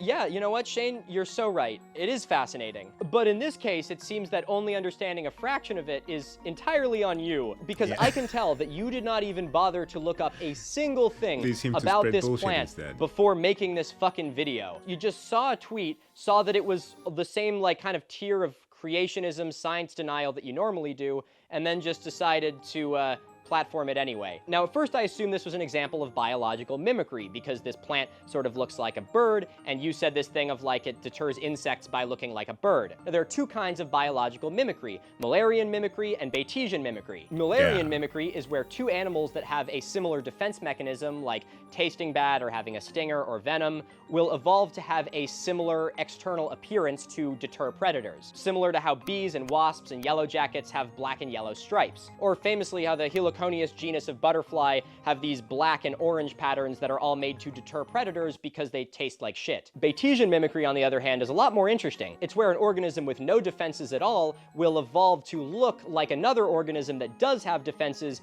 in order to deter predation. Examples of this are things like hoverflies, many species of which have black and yellow patterns just like a wasp, but don't actually have any natural defense. There's also the viceroy butterfly, which is completely edible to most animals, but since it looks like the monarch butterfly, which is very toxic, it doesn't get eaten as much. And of course, there's a non-venomous scarlet king snake, which has similar colors and patterns to the much more venomous eastern coral snake. All of these are obviously not examples of a conscious decision made by an organism, but examples of evolution. Well, how, you may ask? How is it possible for this sort of thing to happen without the divine creator? It's fairly straightforward. I'm glad you asked. If an organism is harder to eat, it will be eaten less, and it will be able to reproduce more and pass on its genes. So there are many ways to be eaten less, from having a stinger, or horns, or armor plating, or simply looking like something that does have one of those things. So since animals have to worry about being eaten, evolution will select for traits that will keep them safer, and these are examples of that. While these are animal examples, there's also floral examples of this. Probably the most famous of these is the bee orchid, whose, I think it's the stamen, right? The male part of the plant. It's either way, it's evolved to look like a bee. This is not because it made a conscious decision to look like a bee, but because since the more it looks like a bee, the more bees will land on it and pollinate it, and it will therefore pass on its genes. The trait of its stamen looking like a bee was selected for. Not a conscious decision, but very cool. I was so ready to give this little lesson on biological mimicry and how it works, and give an explanation for why this plant looks this way. But once again, I have completely overestimated the degree to which Shayne even thinks about his own arguments. Because this is not even an example of biological mimicry. The fact that this plant has a superficial resemblance to a hummingbird is a complete fucking coincidence. This plant is called the parrot pea. Here's a photo of it with more of it on a vine so you can see that it doesn't really look like a bird most of the time. The parrot pea is native to Australia, and the fact that it looks like a hummingbird is a complete coincidence because there is very little ecological pressure for something to adopt the form and shape of a hummingbird, especially considering that it evolved on a continent that doesn't have any fucking hummingbirds. Look, here's another photo of it. Doesn't really look that much like a fucking hummingbird, does it? The reason for this is because it's a goddamn pea plant. It's a legume. Now, Shayne, I trust that you have some legumes on your homestead, obviously. And since you do, I trust that you've noticed how unique the flowers and leaves are of legumes. They sometimes have these sort of irregular, almost butterfly-looking flowers that are really beautiful. There's actually even a name for these types of flowers, one that I have to read off my laptop because I'm not going to try this. Papilionaceous flowers. Papilionaceous flowers is what these are. Papilionaceous. Yeah. Looking at this plant and saying that it looks like a hummingbird is similar to you looking at a cloud and saying that it looks like a horse. The cloud does not look like a horse. A horse looks like a horse. And when you look at that cloud, you notice a similarity between the shape of the cloud and the shape of a horse because you have a pattern-recognizing brain that supposedly makes humans very intelligent. None of this fucking matters at all, of course, because Shayne's audience, being the third-eye-open free thinkers that they are, obediently listen to exactly what he's saying to them and do not think to question it at all. And so the comments on this video of him talking about how a plant needs to be created by God to resemble a hummingbird are just completely flooded with people saying, yes, amen, God is the greatest, God is right, this must have been done by God. Ugh. God has kind of a weird sense of humor, doesn't he? Do you think that he created the pea plant that kind of looks like a hummingbird before or after he created breast cancer? Who knows? Yeah, right, because everything is under his control. Isaiah 45:7, I am from light and create darkness. I make peace and make evil. That's him. And that's why I also said before that you cannot distance yourself from the manga. I know that some sects of Christianity have a tendency of being like, no, we only adhere to the new covenant. But Jesus did not come to change the word, but to fulfill it. And according to the law, if you take and or add to the words that are in the book, he will not be pleased when you have to make accounts for it at the day of his coming. I'm citing Bible law here. You know, God works in mysterious ways. I don't even have anything else to say on this. I think it's just such an incredible example of Shayne just having so little understanding of what it is he's talking about, but just talking about it anyway because people are going to listen to him because they want to. It's kind of a fucking bummer, honestly. Okay. Whew, that was pretty fucking exhausting. Now, I have saved by far the most egregious videos for the latter half of this video. There are some in kind of the realm of biology and evolution that are so bad that I just couldn't suffer through them alone. And so I thought I needed to bring someone on to do this with me. Hey. And, of course, there was only one person for this job, and that is someone whose audience, alongside my audience, has been ceaselessly asking us to collaborate for fucking ever. And it's finally happening. Ladies and gentlemen, give it up for none other than Professor Dave Explains. He knows a lot about the science stuff. Professor Dave Explains. Wow, well, here we are. Mr. Farina. Yeah, that's me. Well, Dave, good to What a be here with collab. you today. Thanks for joining in. You want to give just a brief little bio of yourself and what kind of madness you get up to? Yeah, my name's Dave Farina. I run a channel called Professor Dave Explains. I studied chemistry and taught chemistry, so it started out as chemistry tutorials, but then sort of quickly branched out into many other topics. And then around 2020, I want to say, I started getting into debunking through the flat Earth community there, but then got into other stuff, and then we've crossed paths now that I have become invested in debunking the pseudo-archaeology cult. So, yeah. And a cult that's where the crossover lies. It definitely is. It's such a toxic cult. It's absolutely insane. Well, we got an interesting one for you today, Dave. You know, this is a lot of the work that you do tends to deal with people that, deserving or not, at least have, you know, a pretty big platform. They're going on Joe Rogan. They're coming up with their own kind of theories of whatever crazy bullshit it is they're doing. But today we're talking about an account that is pretty much a scattershot strategy conspiracy account. He is a very good sort of the holotype specimen of what these conspiracy grift accounts are like. You know, posts 5 times a day, always selling you something. Doesn't matter what he's saying, just kind of throwing shit at the wall. So, you know, and by doing that, cast a very broad net to try and get as many gullible people as possible to, you know, get terrified and want to buy supplements. So it's very predatory, you know, in my opinion. Yes, that's an astute, that's a good way to put it. We're going to start off with a little video that is featuring one of our favorite people on the planet, Ken Hovind. So we're going to have a little bit of that kind of stuff. And then we are going to see probably one of the most infuriating videos you've ever seen in your life. So there's a reason I brought you on for this one, Dave, and that's because I think you have the profound capability to say exactly what I'm thinking. So we're going to do that today. Sure. I hope, I won't disappoint, I hope. I don't think you will. All right, let's see. I would love to hear some people try and debunk what this man is you're about to hear him say. He also, many people believe, has been subject of political targeting for his beliefs and his speeches and the information he's putting out there. So listen to this. Political targeting. When someone says, do you believe in evolution? I say, what do you mean? It's got 6 different meanings. First would have to be... Different... Okay. I'm sorry for pausing. Let's let them cook. So, a couple things right off the bat here. Ken Hovind, he's the subject of political targeting, you know? Political targeting, yeah. He's being targeted for being a felon, a tax evader, harboring a child molester. He's a serial wife beater. What? Christian thing, Park Powell charged with... Oh my God. I did not know that. Of assaulting a 9-year-old.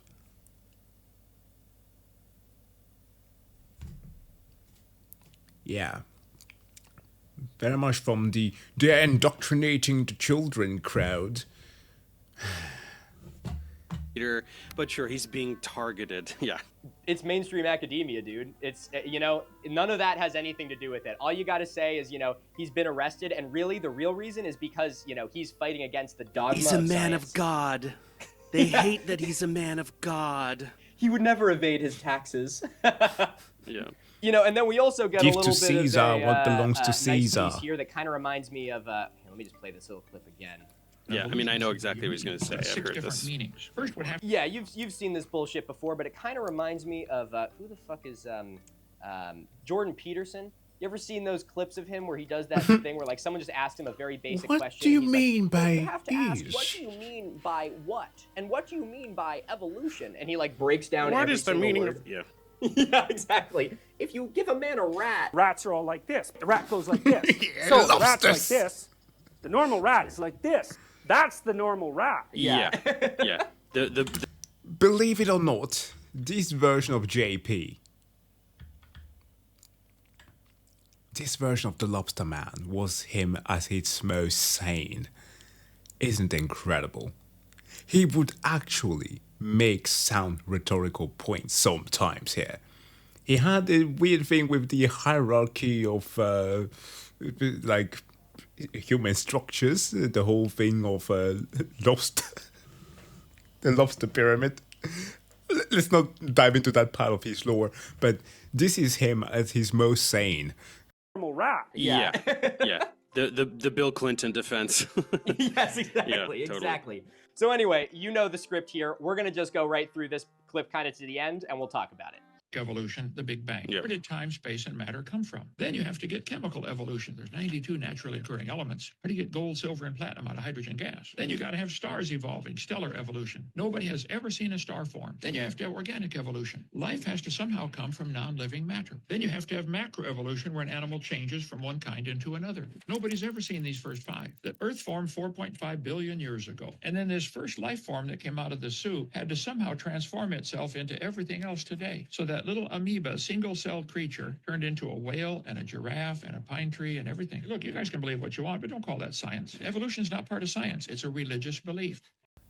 Ain't no way that Milo's joke before of a whale giving birth to a pine tree literally made sense. Because that sounds like something that he would say with that analogy. And he's attacking astrophysics right now, and my blood is already boiling. But I'm going to try to stay cool. Okay. Classic. Just Don't refer to science as science. It's a religious belief. Yeah. It's a religious belief, yeah.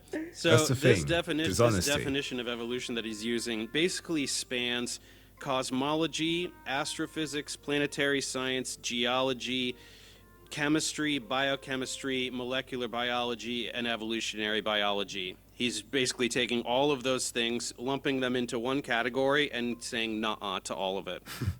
Right. At least 90% of what he listed is trivially known. Like, I mean, okay, let's start from the very beginning. So cosmic evolution. We don't know exactly how the universe began. Let's go ahead and give Kent that. That's probably the only one he's going to get. But other than that, after around, 10 to the negative 36 seconds or so after the initial singularity, the field of astrophysics has an astoundingly excellent idea of how the universe kind of evolved, and we have plenty of information to back that up empirically. Cosmic microwave background radiation, recession velocities of galaxies, and so forth. So if you want to call astrophysics all wrong without offering any explanation, you go ahead and do that. Like, what a dumpster fire saying that. But how exactly did all of those elements come about? From just hydrogen. Hydrogen was the lightest. But mind you, after the expansion, you have so much going on. A density that is spreading so fast, diminishing and thus cooling because there's less density, the energy is spreading around, so there are less collisions, right? Less heat means less collisions, and thus fewer new elements being formed. That's why you have helium, hydrogen, and a slight bit of lithium there in the very start. Then it takes so much time later on to be able to form any semblance of the stars we have, them turning into clusters, galaxies, eventually cooling even further down so that we can have such things as the planets, of the components that are needed to create just the planets that we have, the different hard, heavy elements, or metals as we call them in astrophysics, that we know today, and that's where time comes into the equation. That's one of the reasons why such things as young Earth creationism, or creationism as a whole, which vary in terms of like the length that they want to give the creation of just the Earth and then the universe, makes zero sense. Because there's not enough time for any of the things, the components that we need for life to be created to occur. The next one is hilarious to me, the chemical evolution. Where did all the elements come from? Oh. They came from inside stars, right? The nuclei fly around and fuse together, and then that gets all the way up to iron, and then heavier than iron gets fused in supernovae. And other high-energy cosmic events. This is so unbelievably trivial. Like, we can use spectroscopy, we look at stars, we know what elements are in there, like, we know what's going on. It's very trivial observational astronomy. Then stellar evolution, nobody's ever seen a star born. We can see protostars all over the galaxy. Literally you right look now. out, you see protostars. We see stars in all the different stages of stellar evolution, perfectly aligning with what we understand about solar physics and everything like that. And like a few years ago, we had something like the Parker probe that got us at least recordings that we could translate to hear what the corona of the sun sounds like. So now we actually know the sounds of stars. You know, the whole thing of... It's kind of dark. No one can hear you scream in space because the sun just sounds so much worse. The next one after that is abiogenesis. So, right, we talked about this. That's the most technically difficult one to tackle, and I'm not going to even attempt to here. But you know, suffice it to say that Kent has absolutely zero capacity to understand origin of life research that he doesn't even know is happening. So I will refer everyone to my James Tour saga if you want to hear me get into the weeds on all those papers. And then going from there to all the extant life on Earth, it's just an argument from incredulity, right? You can talk about how, first of all, he calls it an amoeba. It wasn't an amoeba, right? the simplest unicellular life was not an amoeba. Like, we've observed endosymbiosis events, thus lending credibility of going from prokaryotic to eukaryotic. We've observed the emergence of multicellularity in the lab. An algal species became multicellular under observation, so that's fine. And then just from there, he has absolutely zero understanding of genetics, embryonic development, anything like that. So he's just saying, I don't understand how new forms, therefore cannot get new forms.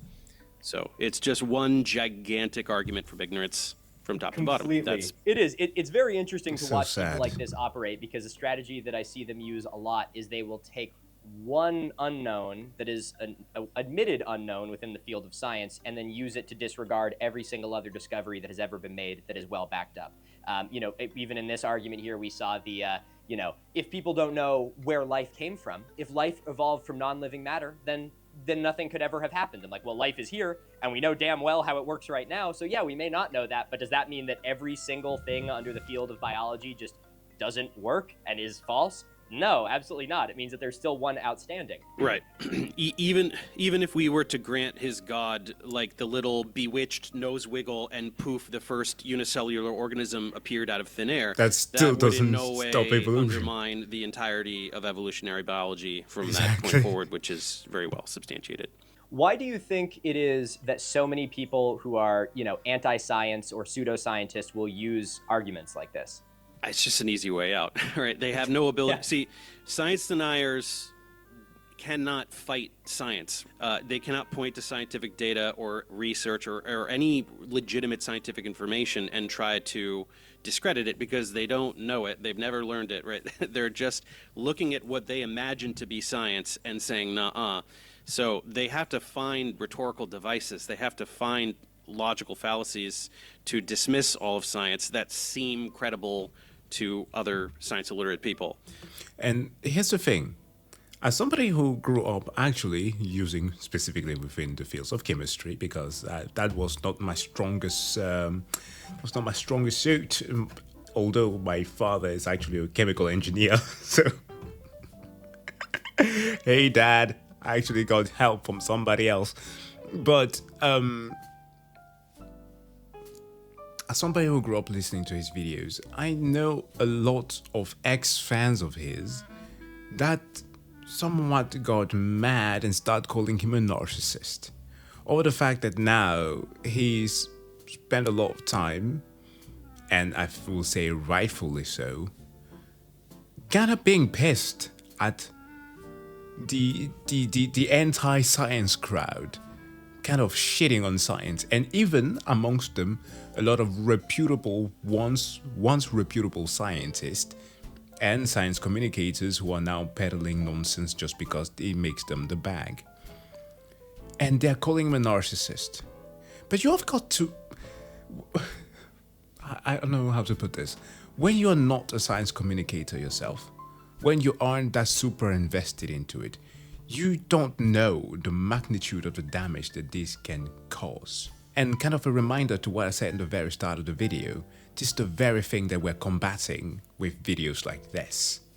It's all fun and games to be able to make fun of this, okay? To be giddy about it, and that's the best way to digest any of this. But at the same time, this is important stuff that we need to talk about, that not enough people get exposed to. The actual science, that is, and that you now have actual institutions that are in the highest level of power that are trying to make sure that the average person never get access to. And they are going to be blaming it on everything from, oh no, it's the elite that want to do something to you, it's these liberals that want to poison and indoctrinate your children. No, the universities are being poisoned by anti-Semites coming from the same people who have no care for human beings, no care for the children that this so-called seem to be caring about, for a single moment in their life be able to explain to you anything that is rudimentary science-based, like basic stuff. And even for the very group that they're trying to peddle this stuff to, the very religious, they don't even care about your religion. So that's all it is. It's just a trick. It's a genius trick, unfortunately. Yeah. All right, let's keep moving. Something else to keep in mind is that explosions are generally chaotic and destructive. But the explosion that we apparently all came from, the Big Bang, was anything but destructive. It actually created everything. That's their theory anyway. Let me know your guys' thoughts in the comments below. Hit us with it. Let us know your thoughts in the comments below, Dave. Yeah, this is very talked classic about this before, younger creationist stupidity. The Big Bang was not an explosion, right? Hoyle labeled it the Big Bang to try to mock it, and then it just kind of stuck, right? It wasn't a bang. Really? I didn't know that. That's interesting. Yeah, that's a little fun. There's always cool fun little tidbits about the etymology here of, with all these sciences. Hoyle was not a fan of Big Bang cosmology, and he was trying to make fun of it. An initial singularity with a certain finite amount of energy, from which matter congealed, and so there's an evolution to the universe. It's certainly not an explosion like a combustion reaction or something. Yeah.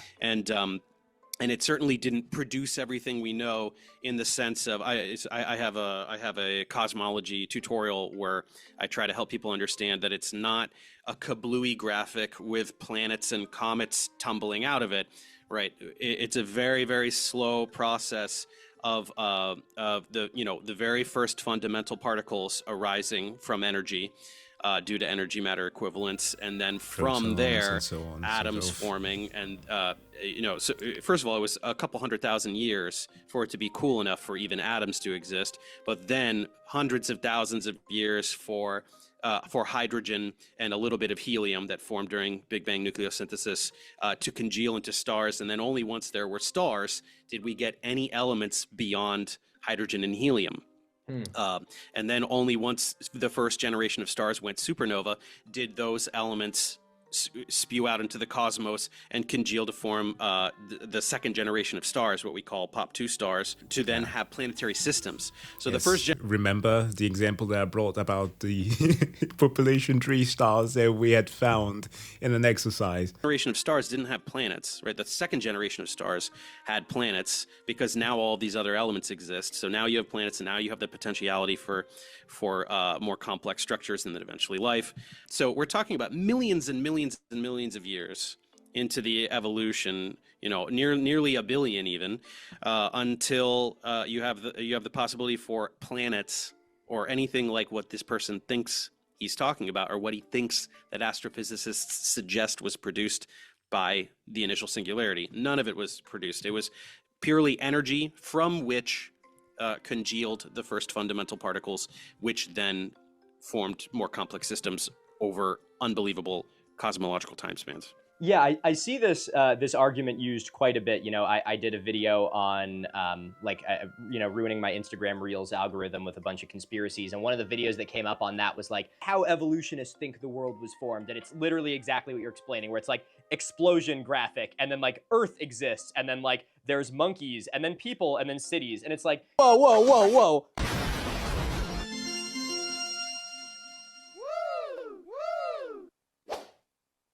Wow.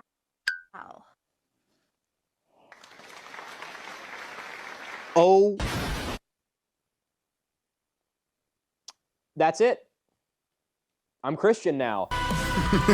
You are oversimplifying literally every single thing about all of these processes that are all very intricate and very, I mean, they're connected, but they're all separate. They're all separate fields of study. And by just painting it as like, you know, a 4-panel comic, essentially, you're making it seem trivial because you're just saying like, yeah, like you said, incredulity, where it's like, see, this doesn't make any sense. It's like, and that's how they get you.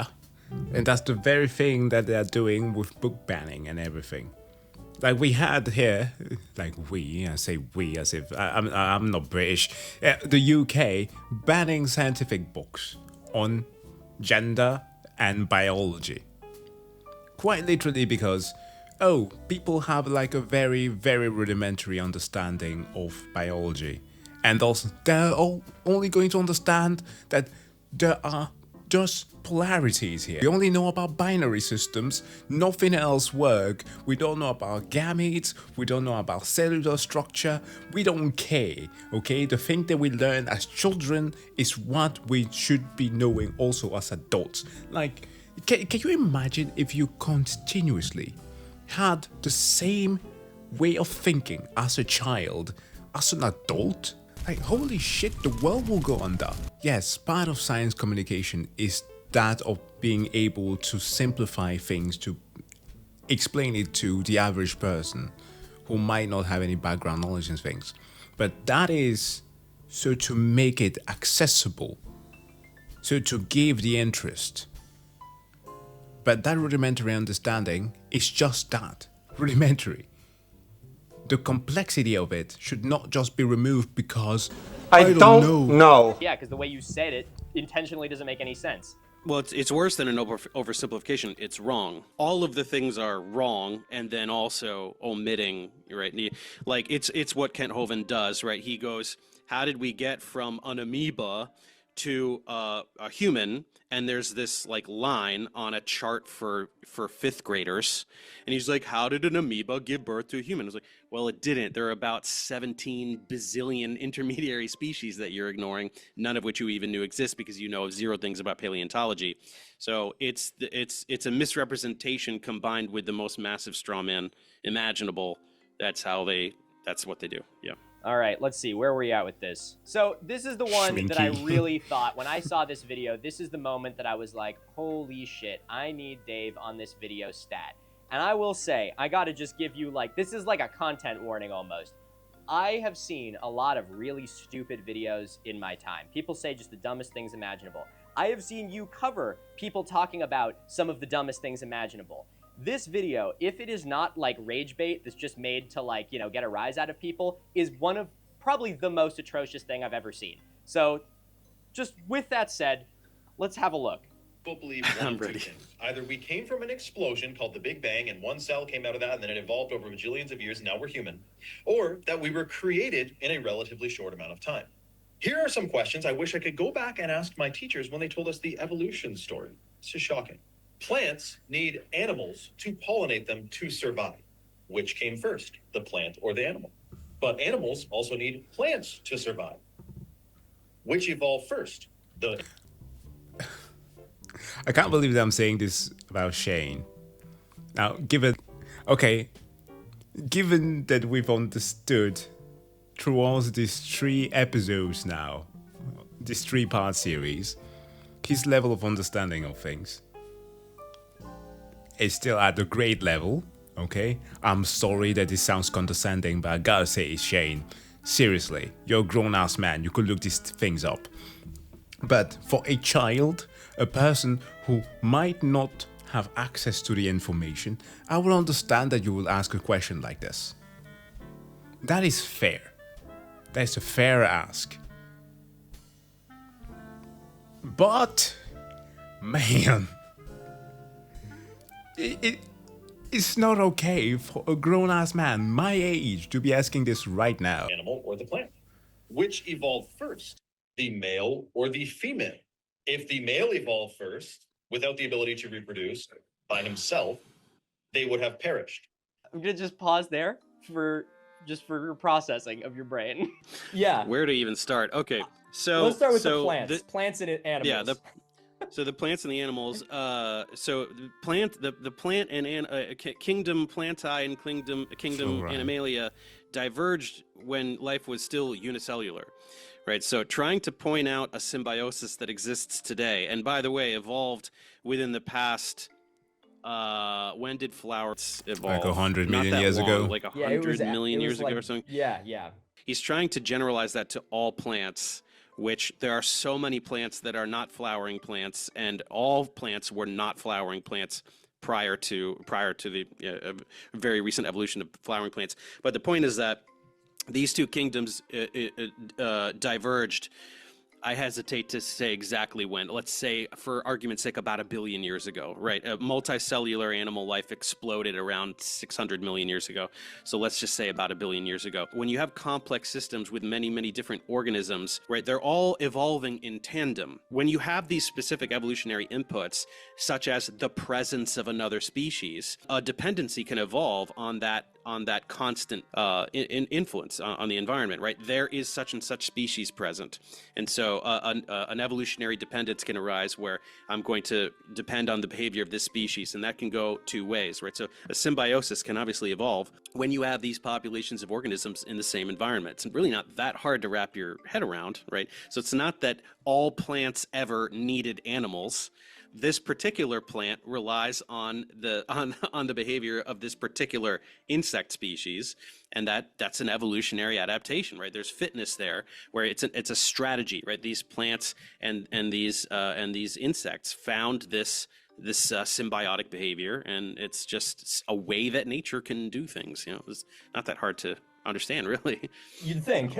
Well, I mean, very well said. That's exactly it, where it's, these two things evolved parallel with one another, these two, families, and throughout time, there has been symbiotic, relationships that have formed and dissolved, and the ones we see today are ones that have taken countless multitudes of generations to form and are also very recent. Like, this isn't something that just started, you could say it started, 600 million years ago and stuff like that. But it's too slow for our eyes to see, but it's happening right in front of us every day. So now we get into the really just the worst part of this. I'm going to just let this part go one more time because, my God, I think he even says a little more. Animal or the plant? Which evolved first, the male or the female? If the male evolved first, without the ability to reproduce by himself, they would have perished. If the female evolved first, same thing. Why would the male evolve to have all this reproductive organ function before females had evolved? Did they evolve at the same time, but at first they were infertile, but then they evolved to be able to reproduce? Happy Pride Month. Why were all these dudes out here all fertile and stuff with no ladies? No ladies around to catch their gunk, man. Okay, so I don't want to look. it's a reasonable question, right? It's a reasonable question. Okay, I don't want to make fun of it. He said way dumber shit than this, but it's like very clearly. And by the way, you could just Google this and learn this in 30 seconds. But of course, he's never going to do that. It's very obvious that life was first monoecious, right? That developed these gametes for the purpose of fertilization and reproduction, and that every organism was hermaphroditic.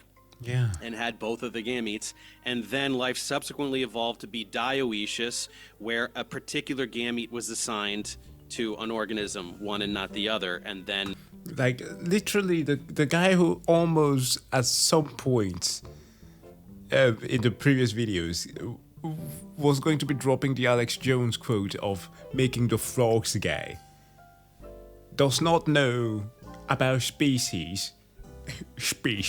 I think it's because I said the word schminke before. About species being able to change their gender so to compensate for the lack of males, for example. you had the advent of sexual reproduction, and the advantage there was for enhanced genetic diversity. Right, when you have monocultures, right? If you because plants are doing this, right? Plants fertilize themselves all the time, and so with sexual reproduction, you get the benefit of enhanced genetic diversity. You have different lineages that converge, and you have two different sets of DNA there's more genetic variety to choose from when producing offspring. That's the short answer. Again, not too hard to understand, I suppose. Yeah, an interesting one. I don't think I've ever heard someone talk about, men and women as if they were like two different species that had to evolve. Yeah, a little bit bizarre. So that's what I mean when I say it's not a terrible question, but the way he's asking it is in such a it's phrased in such a way that makes me wonder. Yeah, where I'm like, is this a genuine question that's being asked? Or is this just like a, checkmate atheists, and here's a dumbass thing that have to spend 3 hours trying to explain to me that I could have Googled, Yeah, it can't possibly be a genuine question. This level of willful ignorance is inexcusable in the information age, right? Go back 300 years, I'll give it to you, right? Even 150 years, okay, maybe your family isn't wealthy enough to have an Encyclopedia Britannica. I want to show you something. So, Danish publication has one of our biggest printing institutes. It's called Gyldendal.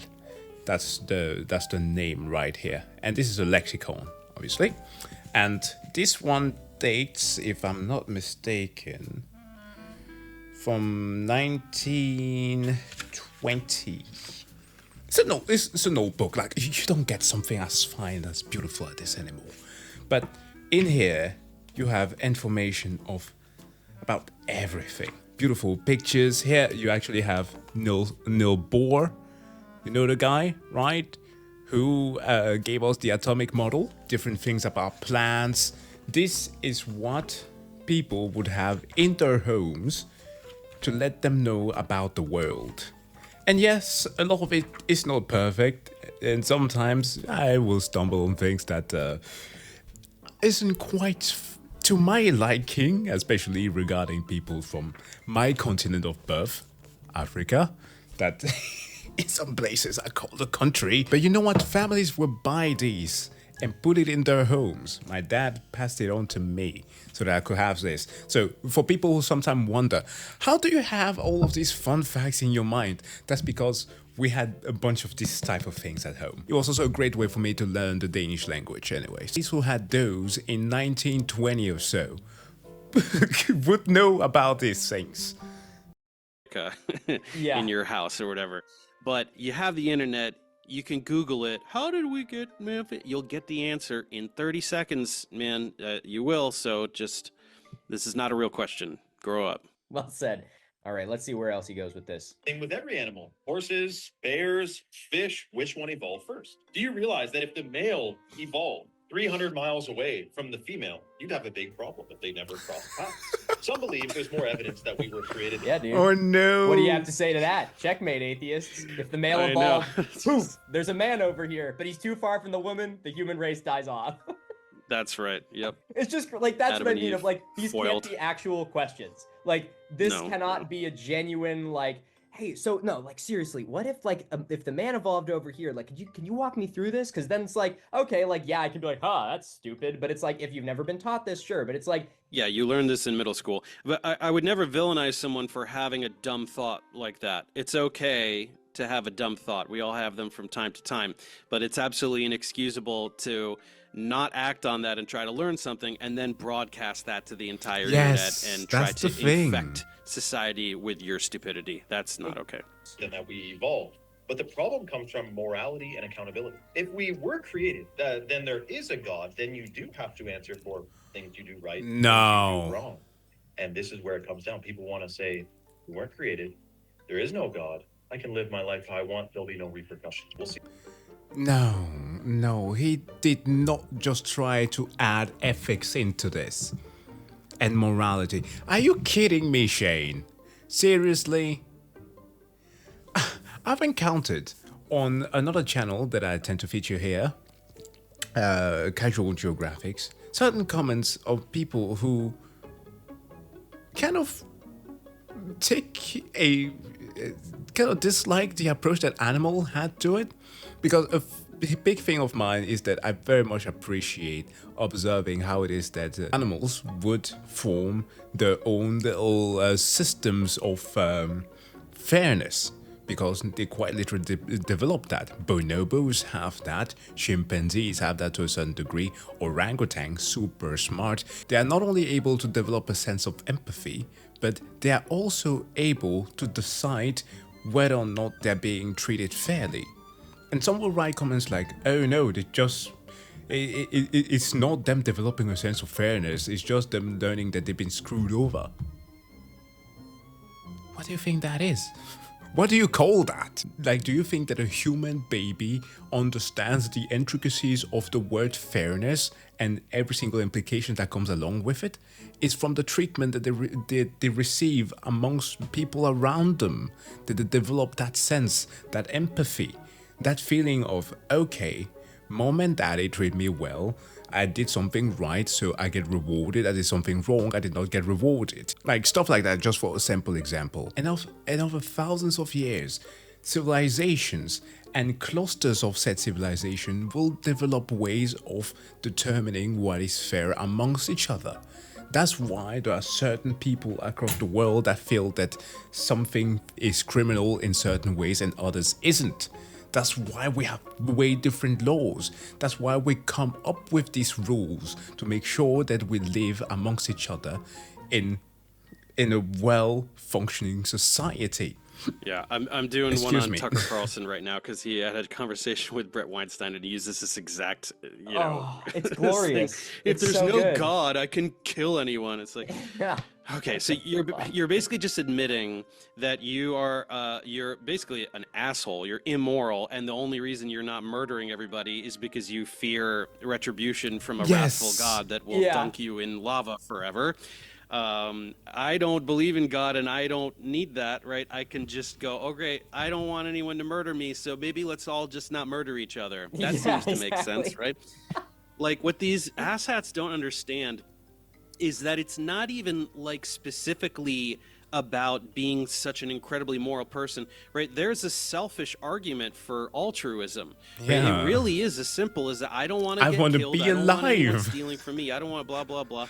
Let's just all not do that. And so let's have laws just in case there's people who that's not good enough for them, right? But the laws are what you have to face here, not this angry God that's supposedly omniscient and omnipotent and made you knowing exactly what you were going to do, but then punishes you for it anyway, right? God created a prison system. That's and in a disproportionate way. I created you in my image and know the entire course of your life. But if you fail my test, I'll set you on fire forever. Yeah. But it's a very similar argument, honestly, to the pieces about where, the origin of life to what the specifics of the Big Bang were, where it's just like, here is this one claim that is so immense that if I just cling to this one thing, I can disregard everything else. It's like all of evolutionary biology, all of science doesn't matter because how do you know not to murder people, And like to the people in the audience who do believe in that, they will believe that and be like, you know what, you're so right. We were imparted these morals where the animals are all killing each other, but it's like, look around. We are the fucking animals. Like, do you not watch the news every day? Oh, but don't you know those are God's chosen people? They're allowed to murder. God said so. Crusades Can go on and on, but- conquistadors. Yeah, it's an endless cycle. Hearing arguments like that really just kind of blows my mind because it also shows a level of elitism, which I find to be kind of ironic because a lot of people in the anti-science world constantly rely on creating this straw man of science as being elitist, where it's like they poo-poo and look down on us. And I can totally see how people feel like that sometimes, and that's a hard thing that we have to contend with as science communicators. But when you do shit like that, where it's like, you know, barbarians would all be murdering each other if it wasn't for my God. So, like, that just feels very high and mighty. Anyway, I got one last one to show you. Those are the two major videos, but there was one little piece at the end of this one, which I think you'll get a kick out of. And, you know, I just want to see what you think of it kind of off the fly here. Let's go. The theory of evolution is protected by the establishment. That should make you wonder. But evolution also suggests that life came from non-living things. Where did it begin? And secondly, evolution in our world today has never been observed. So that's the big one that I think I love. The evolution has never been observed. We hear that all the time from, you know, creationists. I want to see what your response would be to that claim. Yeah, it's insane and objectively false. We observe evolution every single day. Right, we observe changes in populations with accompanying genetic change, right? Genotypic and phenotypic change in populations every single day.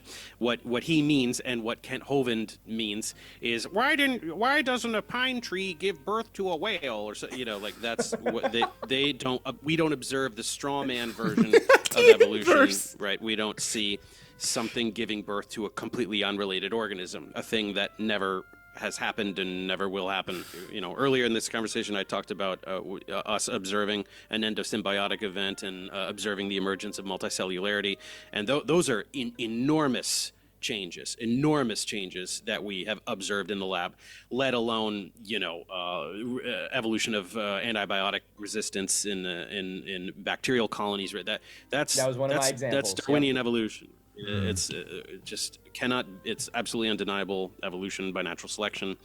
But is the bacteria still a bacteria? Why didn't it morph into a wolf? Huh? Yeah. Right, that's. But the other two things. Or the other one. Why are there still monkeys? We have a common ancestor. Come on. Things he said too. I mean, like. The reason they always harp on origin of life is because it's really, really hard to understand. But honestly, that is no longer really there used to be two spots for the god of the gaps to stretch his limbs. That was the origin of the universe and the origin of life. But honestly, origin of life, it's not really there anymore. We don't really know all the specifics, but we have extremely solid understandings of how the important biomolecules came about, polypeptides, polynucleotides. And then by extension, polysaccharides, right? We have a very good understanding of how the catalytic biomolecules arose naturalistically. That's not a question mark anymore. And with systems chemistry, we're starting to understand how those systems of molecules can have evolved and complexified over time. We have observed ribozymes evolving by Darwinian means in the lab. We have seen this, right? We understand the concept of autocatalysis. And so we don't have, obviously, the exact immaculate perfect roadmap and probably never will, but the concepts are very clear. It's just not really as gigantic a mystery by a long shot as it used to be 100 or even 50 years ago, 200. Yeah, and also just they just laugh at the face of so much work. And that's the thing. Like, you will hear something as stupid as, oh no, can you remember when it was that your tax dollars were put into the study of some shrimp on the treadmill? I remember that was a thing that was kind of hot for some time for especially conservative circle to make fun of universities to cut off their fundings. Because of this funding, okay, we've made exceptional leaps in understanding the world around us. That's the thing that is always omitted when they see something that they deem to be stupid because they are just too dumb to try and understand it. And they could understand if they wanted to, but they don't. superstate origin of life research. That's why I'm pretty much the only debunker doing it, is because I have a chemistry background. Yeah, it's complex stuff. I knew nothing about it yeah. before watching any of your content, and I mean, I'm not a chemistry guy to begin with, but watching it, I'm like, wow, that's pretty fucking insane. So, when I hear stuff like this, it's not, I don't believe it, but I hear it and I'm like, I don't even know really how to compete with that, because I don't know anything about origin of life research. Most of the general public doesn't know about it. It's not really in our standard school curriculum yet. So they really have this really good little Achilles heel that they can nip at, because most people, even if they're science literate, which most people are not equipped to be able to actually push back on this. It's too niche. I knew very, very little about it, or almost nothing about it, until I started debunking James Tour, and then I started talking, developing personal relationships with these researchers and reading hundreds and hundreds of papers. And now I'm still very far from an expert, but I have a solid working knowledge of even all of the smaller communities and hypotheses within the field, and can explain it to viewers. And so I'm actually planning on doing, hopefully, an origin of life research series outside of a debunking context in the near future, so I can just explain all this stuff. Useful.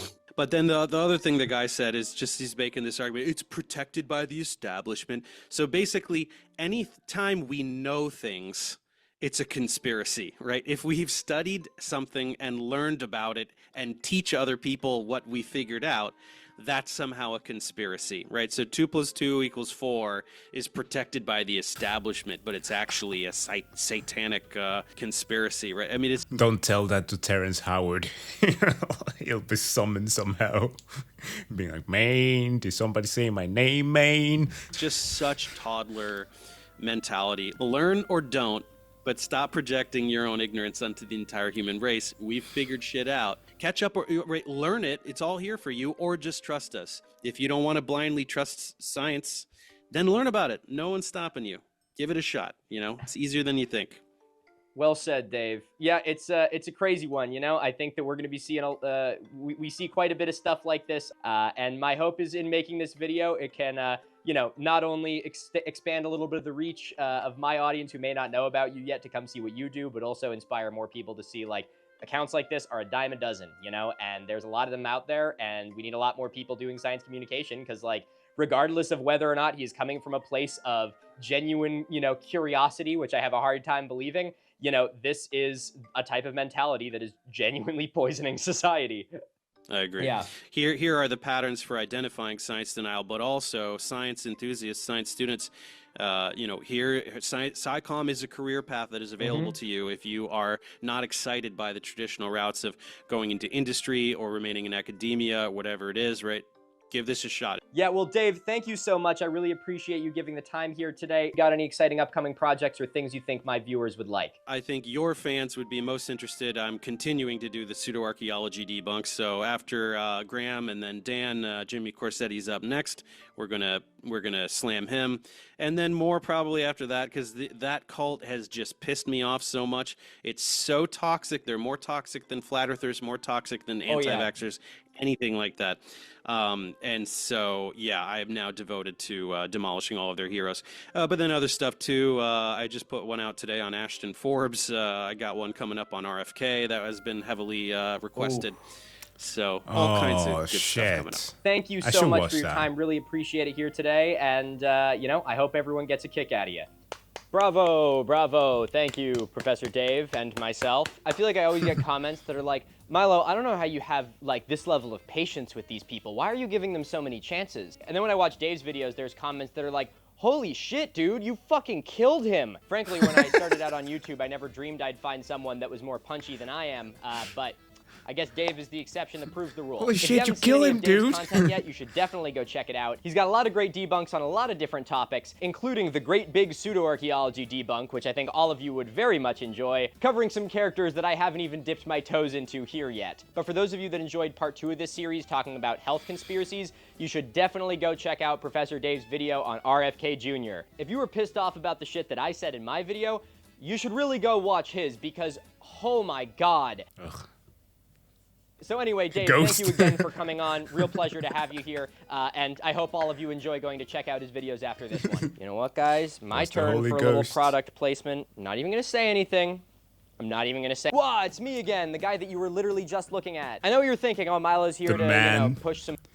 Milo, the man, the myth, the shirts.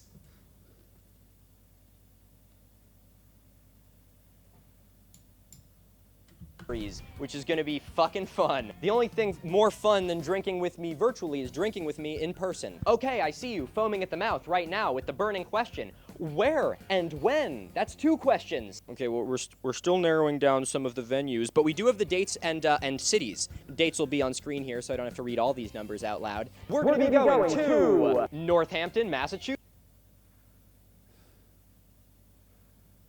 Hey, that's nice with an American tour. Unfortunately, yeah, if you make it to Europe one day, you'll have a welcome committee.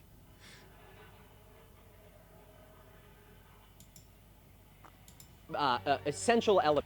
15 seconds of it is actual content to him to present to you the final videos that I'd collected from Shayne. And I noticed something that was actually a huge relief to me. And that is, they're even worse than I thought. And they're not even worth doing their own video on. Which is why I am very excited to present to you the final part of Shayne Vibes Truth Debunked. Ladies and gentlemen, buckle the fuck up, because it's time for the pseudo-archaeology speedrun.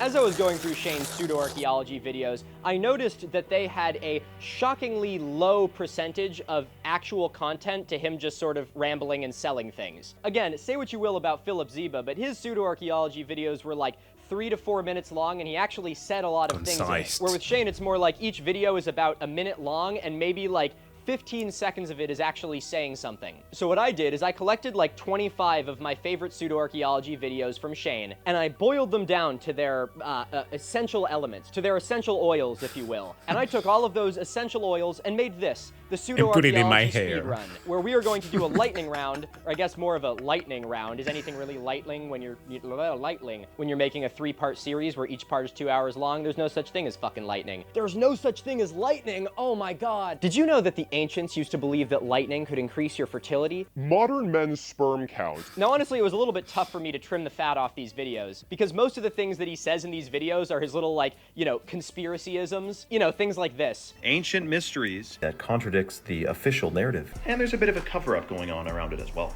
Them involved in the cover-up of many things. What do we really know about the history of this Earth other than what we're officially programmedly told? And I'm sure you'll agree with me when I say that these are just my favorite part of these videos. So I also took all of this fat and boiled it down into its own essential oil for a glorious grand finale firework display of craziness at the very end of this video. But before we get to that, I'm going to use this as an opportunity to flex my pseudo-archaeology debunking muscles with all of these points that I've debunked a million times over by speedrunning through like 25 fucking videos. We're kicking this shit off with giants. Editing team, you know what to do. So we have these giant doors. The doors were giant because they look cool and they were on buildings that were also giant. They're also only a few hundred years old, so if human giants were involved with them in any way, we would have a lot more evidence than just big fucking doors.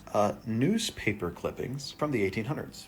Prehistoric giant skeleton found. Arizona, prehistoric giant with very long arms found. Maryland, gigantic skeleton of a giant found. There are 2 reasons why discoveries of giant bones cropped up in newspapers in the late 1800s and early 1900s. Firstly, everyone was looting the tens of thousands of Native American grave sites all across the country. Since these idiots weren't archaeologists, they would find these bones and be like, whoa, that looks huge, and it would turn into a big fish story to flex on your neighbors. The second reason, and I cannot believe I have to explain this to Shayne of all fucking people, is that the job of a newspaper is not telling the truth, it's selling newspapers. Stories. The newspaper market was really competitive at this time, so if newspapers ran articles like this, they'd sell more papers and make more money. It's crazy to me that someone who doesn't shut up about the corrupt mainstream media puts his 100% faith in an issue of the Santa Fe New Mexican from 1910. Smithsonian Institute comes along, scoops them up, says, we gotta check to make sure they're authentic, and then they lose it. The claim that the Smithsonian Institute destroyed giant skeletons comes from an article from a fake news website called the World News Daily Report. Even though this is essentially like quoting The Onion, conspiracy theorists regurgitate it constantly because they are sheep who will blindly trust anything that supports their pre-existing anti-intellectual worldview. Any giant remains that were given to the Smithsonian were not the remains of giants, they were the remains of Native Americans. And so the Smithsonian, being a reputable institution, wasn't going to be like, here, random farmer in Iowa, why don't you just have these human remains back? The fact that anyone thinks this is a mystery is the most moronic thing I've ever heard in my fucking life. Next video.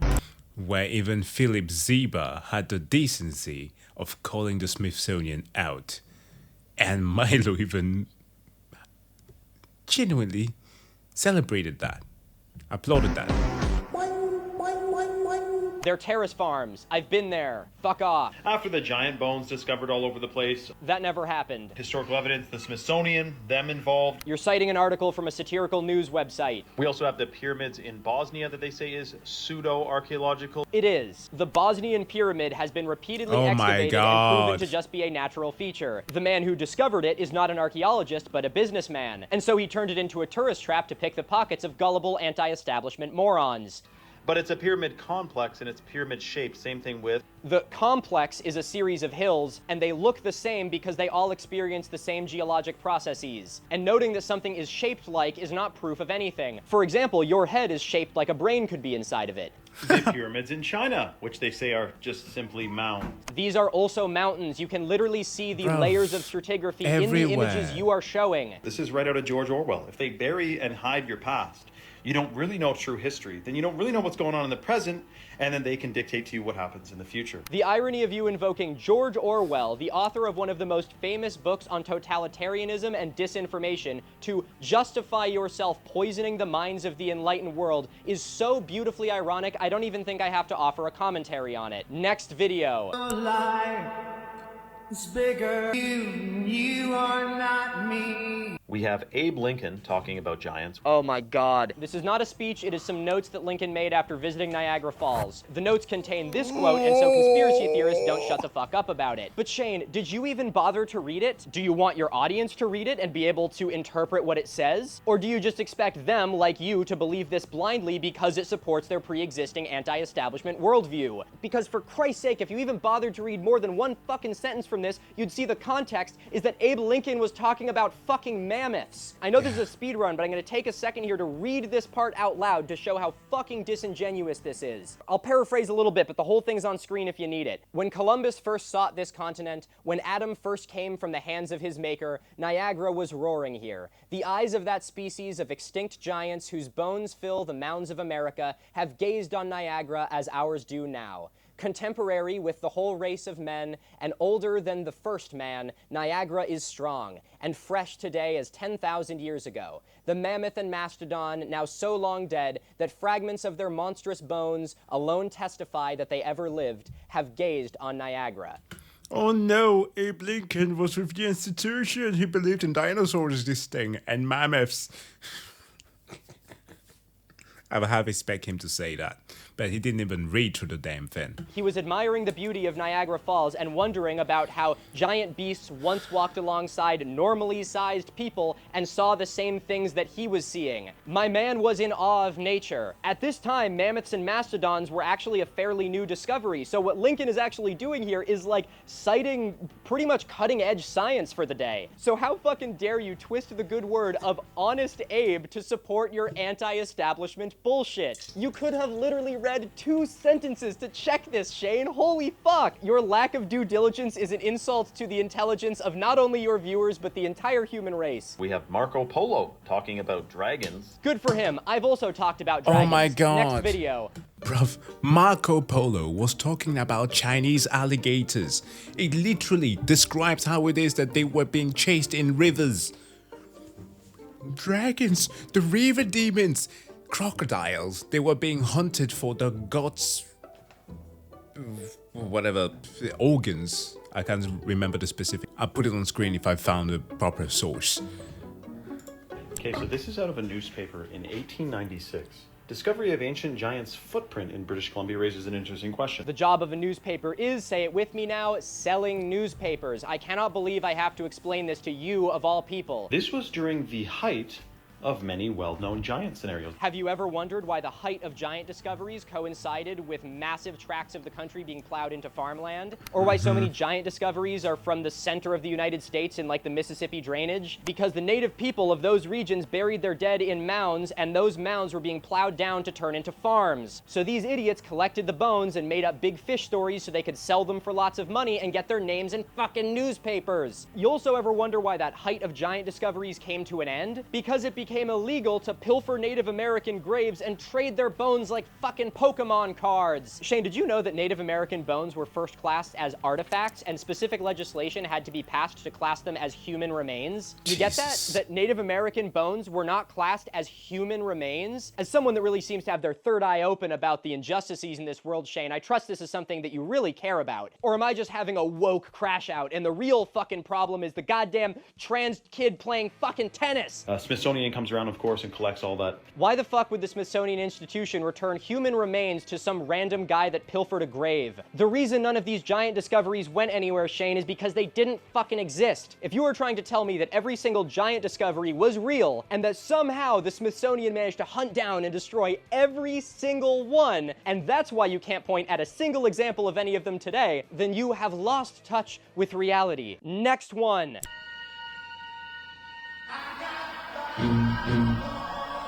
Oh, you've got to be fucking kidding me. Conspiracy theorists won't trust a vaccine, but they'll believe a video like this. You don't need me to say anything here. Next video. They're calling it an ancient volcano. That would be because it is. And 3 million years old. Both of those things I don't quite subscribe to. Of course you don't, because that would require actually challenging your worldview. You just choosing not to believe something doesn't make it not true. When is the last time you've seen magma form perfect hexagonal structures like this? They're not all perfect. Over the place, Shayne. The fuck? It's called columnar jointing. It happens when magma cools under specific conditions. You can find instances of it all over the world. Believe it or not, there's actually very intelligent people out there who have studied this phenomenon and can explain to you perfectly how it happens. Geologer. Now, I'm not going to take the time to explain this to you because if when was the last time you've seen magma do something like this was a legitimate question and not just an argument from incredulity, then you could have Googled this yourself and learned all about it in like 3 fucking minutes. This is the inside of plants, the inside of a tree. Oh my god. A thing looking like another thing is not evidence of jack or shit. They also don't even really look all that similar. But most importantly, Shayne, if columnar jointing were the remains of giant trees, it would be made of petrified wood. Every single example of this in the world is made out of igneous volcanic rock. The giant tree stump thing is profoundly stupid from just a logical point of view, but the process that you were explaining is not even geologically possible. In Antarctica too, so they really were all around the world. Yes, Shayne, there are volcanoes all around the world. Next video. Yeah, but he does not believe in tectonic plates, so... Hold on a second. You see it's nothing but wood. This is a sedimentary rock. Yeah, it kind of looks like petrified wood, but why the fuck would a giant tree stump have 2 perfectly clean planes of cleavage like 6 inches apart? So to be clear, this video doesn't necessarily prove anything. Yeah, Shayne, that's actually a fucking understatement. And by the way, I actually have a coffee table petrified wood tree stump. Honestly, dude, that's actually a pretty fucking cool coffee table. My question is, how did a wooden tree turn to stone? Through a process called mineralization. A tree gets covered in mud or ash and minerals slowly replace the natural material of the wood. If you were genuinely curious to learn about this process, you could type the question you just asked into Google instead of just directing it into an echo chamber filled with science deniers. But it was petrified. Definitely wasn't at one point growing in silica-based, right? Oh, what? Did he just imply that the tree was a silica-based life form? Oh my god, that is... I don't even have anything to say to that. That is, wow. Okay, next topic, Grand Canyon. Did you know there's this... My dude just went full Star Trek. And I don't even know what to say here. I'm gonna shut up. Pretty significant part of the Grand Canyon that is considered a no-go zone, completely off limits to the public? Yes, I did know that. It is the Grand Canyon. It is both very dangerous and completely full of immensely stupid tourists. Between 10 and 15 people die at the Grand Canyon every single year. The fact that parts of it are closed to the public should not be a surprise to anybody. Now, the official story is that it has to do with indigenous land burials, uranium something, and of course, public uranium something. Oh my god. And indigenous land burials. Hey, Native Americans, I know that the civilization that we're a part of has been, you know, responsible for the dispossession and massacre of your people and the rape of your native land. But you know that, like, tiny sliver of sacred land that we gave you down at the very bottom of the Grand Canyon? I hate to ask, but could you, like, open that up to busloads of mouth-breathing tourists in flip-flops? Oh, why do you have to do that? Well, you see, Shayne here, he thinks that you might be hiding something from him. What was the second thing he said? Uranium something. Uranium something. Uranium mining, Shayne. There were uranium mines in the Grand Canyon, and so they closed the uranium mines because they don't want people going in the fucking uranium mines. And of course, public safety. Shayne, I want you to do something for me. I want you to open a new tab and I want you to type in Grand Canyon Death Map. You'll find this really nice interactive ArcGIS map that someone made that shows every single death in the Grand Canyon. I want you to spend like a good 15-20 minutes reading through some of the stories of the 770 deaths in the Grand Canyon, and then try and come back here with that smug-ass tone about public safety. No, I don't know that this is a genuine image of the Grand Canyon. Wow, your research process must be exhausting. Fucking hats off. Wow. There's reports that are completely unconfirmed of ancient Egyptian artifacts being found there. Unconfirmed doesn't even begin to cover it. Is he going to do the thing like that one kid in the conspiracy theory video that we watched not too long ago of, they're not teaching us things. They're not teaching us things in schools. TikTok and the internet is TikTok teaching has me taught way me more than more. school ever TikTok did. is teaching me way more than school ever did. Oh god, we're so fucking cooked, guys. Have been no Egyptian artifacts discovered in the Grand Canyon. This fucking claim also dates back to rag tabloid newspapers that wanted to make more money. Shayne, you are speaking into an echo chamber of anti-establishment science deniers. Do you really think that saying unconfirmed reports absolves you of responsibility for poisoning their minds with your fucking lies? Oh my god, next video. Looks like is not evidence of why am I even explaining this one to you? Next fucking video, let's talk about pyramids. All over the world, amazing things we cannot do today. We could absolutely build these today, soft hands. But we don't have the reason to. similar structures are all over the world is not because they had contact with each other. It's because before the invention of fucking steel, the easiest way to make a building that's really tall is to make a base that's really wide and a top that's a lot smaller. It is architectural convergent evolution. Oh wait, you don't believe in that either, so what the fuck am I even talking about? Bruv has a... Look, I'm treading very carefully here by involving your child into this. But I have like these stacking blocks. We have that at home. Libraries have those where kids get to stack blocks on top of each other. Hey, they go like, should we... And they always go like, should we make a... And they always go like, should we make a tower? Yes. And they themselves, the children, know how to put the biggest block at the bottom, so to create that triangular structure with a wider base. Like, children understand this, Shayne. Come on. Or even maybe one of these, well, officially there isn't on in Antarctica. Of course, officially there isn't, but there is that one mountain that really looks like one. You said it yourself. Do I need to even add anything here?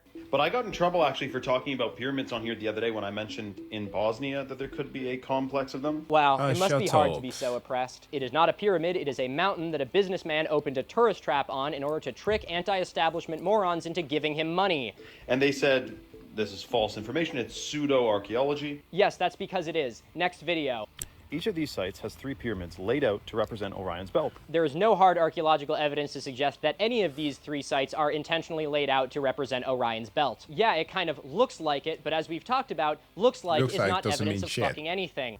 And when you connect them, you get Orion's belt all over again? The Great Pyramids in Egypt were built 4,500 years ago. The Pyramids of Xi'an were built 2,200 years ago. And the Pyramids at Teotihuacan were built 1,900 years ago. At best, these pyramids were each built hundreds of years apart, and at worst, they weren't even built in the same fucking millennium. What you've done here is taken 3 sites that each have 3 buildings that bear superficial similarities to each other, that were all built for completely different reasons, by 3 completely different civilizations, between hundreds and thousands of years apart, drawn a fucking line between them and said, hey, it kind of looks like Orion's belt. Fucking groundbreaking research there, Galileo. I'll never forget the kid who put together constellations on a map, and then overlaid it with known pyramid sites in South America, and discovered or rediscovered an ancient pyramid site somewhere in South America that aligned with a constellation. That never happened. The story that Shayne is very poorly quoting here is from 2016. This 15-year-old kid came up with a theory that the locations of Mayan cities corresponded to the constellations, and he used this hypothesis to predict the location of a new archaeological site, believing that 2 known sites near it corresponded to a 3-star constellation, and that the city corresponding to the 3rd star just hadn't been discovered yet. The way that Shayne phrased this implies that it worked, and that they found an archaeological site there, but that is a lie. An archaeological dig done at this site yielded no significant findings, and the structure that this kid had identified on the satellite map turned out to just be an abandoned cornfield. Now, I'm not trying to poo-poo this story. I think it's really fun and some really cool, clever, outside-of-the-box thinking for a 15-year-old. Like, genuinely, that kid's fucking going places. But Shayne, of course, is not sharing this story to inspire young viewers to get into the field of archaeology. He's sharing it to reinforce the biases of his anti-establishment audience. Next video. The ancient Egyptians had Oh, so he can use Google. nowhere near enough knowledge of the Earth's surface to be able to calculate something like this. And if the center of Earth's landmass had been somewhere else, would they have moved to build the pyramids there? No, it's a fucking coincidence. They've bloody...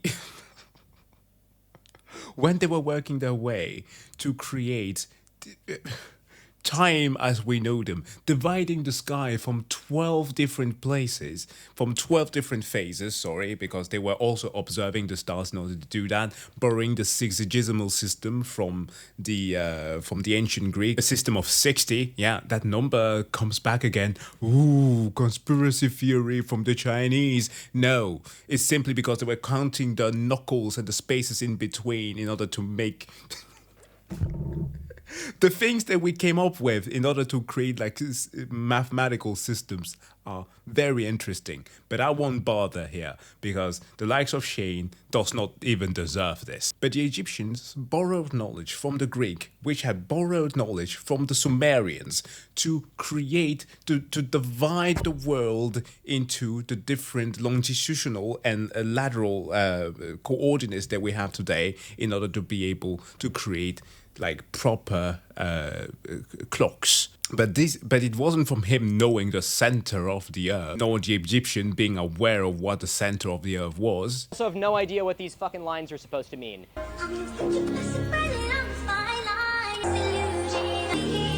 Oh, the reason they there didn't we type this go. number into Google, as is the format for the rest of this video, is because this is a lie. The base of Khafre's pyramid is 411 cubits, Khufu's is 440 cubits, and Menkar's is 200 cubits. That Brilliantly established moments ago by measuring something in cubits that the ancient Egyptians did not use the metric system. There is no way in hell the ancient Egyptians knew what the speed of light was, the 2 numbers don't even line up all that well, and they didn't use our modern lat-long coordinate system where 0 is based in fucking London. Ooh, I'm not even gonna unpack that one. What? Neck, Shayne. In the words of a famous Egyptian protagonist, neck. Are we doing phrenology right now? Wow. Ooh, I'm not even gonna unpack that one. I just realized Shayne doesn't even appear in this video until the very end, and it's just to promote his Rumble, so I have nothing to say about this. Next. No. We dealt with this with Philip. A montage of OSHA violations does not make the construction of the pyramids a mystery. We have extensive evidence that they built the pyramids with pulleys and ramps. I'd play more of this video, but it's just a montage that goes on like this, so next. This strange-shaped large hill in Bosnia wasn't until the 90s that an excavation crew actually went and said, let's figure out if this damn thing... Think about how sloppy this is. Like, this guy doesn't care. We've seen him talk about the Bosnian pyramids in different length of beard, different clothing. He keeps on repeating the same nonsense again and again, throwing shit at the wall until it sticks somehow, because he does not care. This is the saddest part. Jesus. the pyramid or not. And they found that it wasn't. And when they started excavating, they found huge limestone blocks. Because this is a mountain made of limestone. The limestone has a natural cleavage that it breaks along, and then the edges get weathered. The site has been studied by both archaeologists and geologists. It is a mountain, not a pyramid. But this pyramid isn't the same shape as the Egyptian pyramid. Not a pyramid. Because the ones in Egypt are pyramids, and this one is a mountain. Look, so they used a form of sonography to basically beam frequencies into the earth to paint back a picture of what it looks like. And it's stepped like this. Yes, because it is a mountain made of layers of limestone. This image that you're showing also isn't what they found. Sonography might get you a lot of points in Scrabble, but it won't make this a real image. This is a mock-up made by the businessman who opened this tourist trap to make gullible, anti-establishment people go, whoa, and give him free advertising on fucking Instagram Reels. The tallest of these network of pyramids, by the way, the Bosnian pyramid is not just one, there's actually 3. The thing is with these Bosnian pyramids, though, is that there's actually 3 of them. There's the Pyramid of the Sun, which is the tallest, and then there's the Moon Pyramid and the Earth Pyramid. It is part of a mountain range. The Egyptian pyramids are carbon dated at 4,500 years old. The Bosnian pyramids carbon dated to be at least 30,000 years old. I think it would be an insult to all of your intelligence to explain why that is fucking insane, and so we're gonna just move right on to the next one. So the Eye of Horus, which is carved into stone in ancient Egypt, is said by Wikipedia to mean things to do with well-being and health and whatnot. It looks to be that it is a symbol symbolizing a cross-section of the brain. No, it symbolizes the Eye of Horus. And the eye being the thalamus gland, and the pituitary gland and the pineal gland being right next to it. So ancient Egyptians knew about the pineal gland. The ancient Egyptians thought that the heart was the source of consciousness, which is why they preserved it in canopic jars during the mummification process. Yes. During this mummification process, the ancient Egyptians would also smash a hook through your nose, scramble your brains, pull them out, and throw them away. So even if they did know what the pineal gland was, they didn't really seem to give that much of a fuck. Okay, next, Tartaria. Buildings like this, buried under several meters of mud. Shayne, that's a sewer. They say that during the construction of the Les Halles in Paris, the structure wrapped around the metal scaffolding on the right is the Fountain of the Innocents. I'm sorry, just the pronunciation makes me giggle a little bit. Look how high above the ground it is. 5 stories deep. Holy Christ. Shayne, those aren't even ruins. It's a retaining wall to keep the street from collapsing. Here's another photo of it. Do you think they would just dig 5 stories down and not reinforce the buildings next to the giant fucking pit? I'm gonna fucking say it again, Shayne. Fucking get out there, goddammit. Historians are calling it a cultural layer. No, they aren't. No. They're calling it a retaining wall. But this guy is saying that this is what historians are saying, and you blindly believe him because it supports your pre-existing anti-establishment biases. This was dug up in Germany. Okay, I searched for the source of this image for like 2 fucking hours. Don't tell me I've only seen AI it posted from generated. completely unreliable sources and attributed as being a tower found in all sorts of different locations. So I looked at it for a while, and I'm like 98% sure that this is just an AI-generated image. I have a hunch that this is going to just be more and more of a problem for the job I do here, y'all. That these fucking bozos can just make an AI image that's pretty fucking convincing, and I have to waste my time trying to find the source of it when there's no fucking source. In conclusion, no, L plus ratio plus AI image, fuck off. People suggest there was some sort of flood that buried another civilization. Oh, I know, People shut the don't fuck mention up. too much. Next video, let's talk about Easter Island. Which to me indicates obviously something stopped them midway. Yeah, they realized it weighed 170 tons and decided to make a smaller one that would be easy to move. Next video. Well, I just found out that there's a lost kingdom of Guj in Tibet. That's pretty cool. What did they eat? Barley, yak meat and milk, other stuff. What did they do? Buddhism, mostly. What did they carve into stone? This. Next video. Another example of extremely interesting, intricate, and ancient and cool technologies that I don't see us doing this today, man. Here's a video of someone doing things like this today. L plus ratio plus soft hands plus skill issue. Yeah, okay, yeah, next video. just like the dragons. The pearl in the mouth.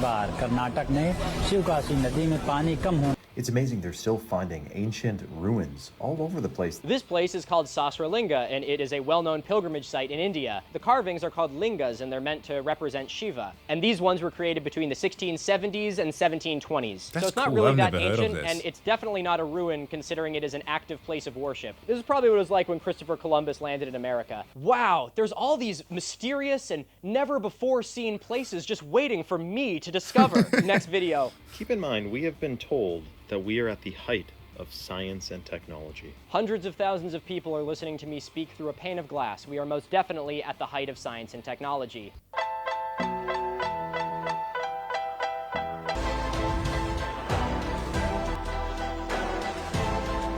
No. No. No.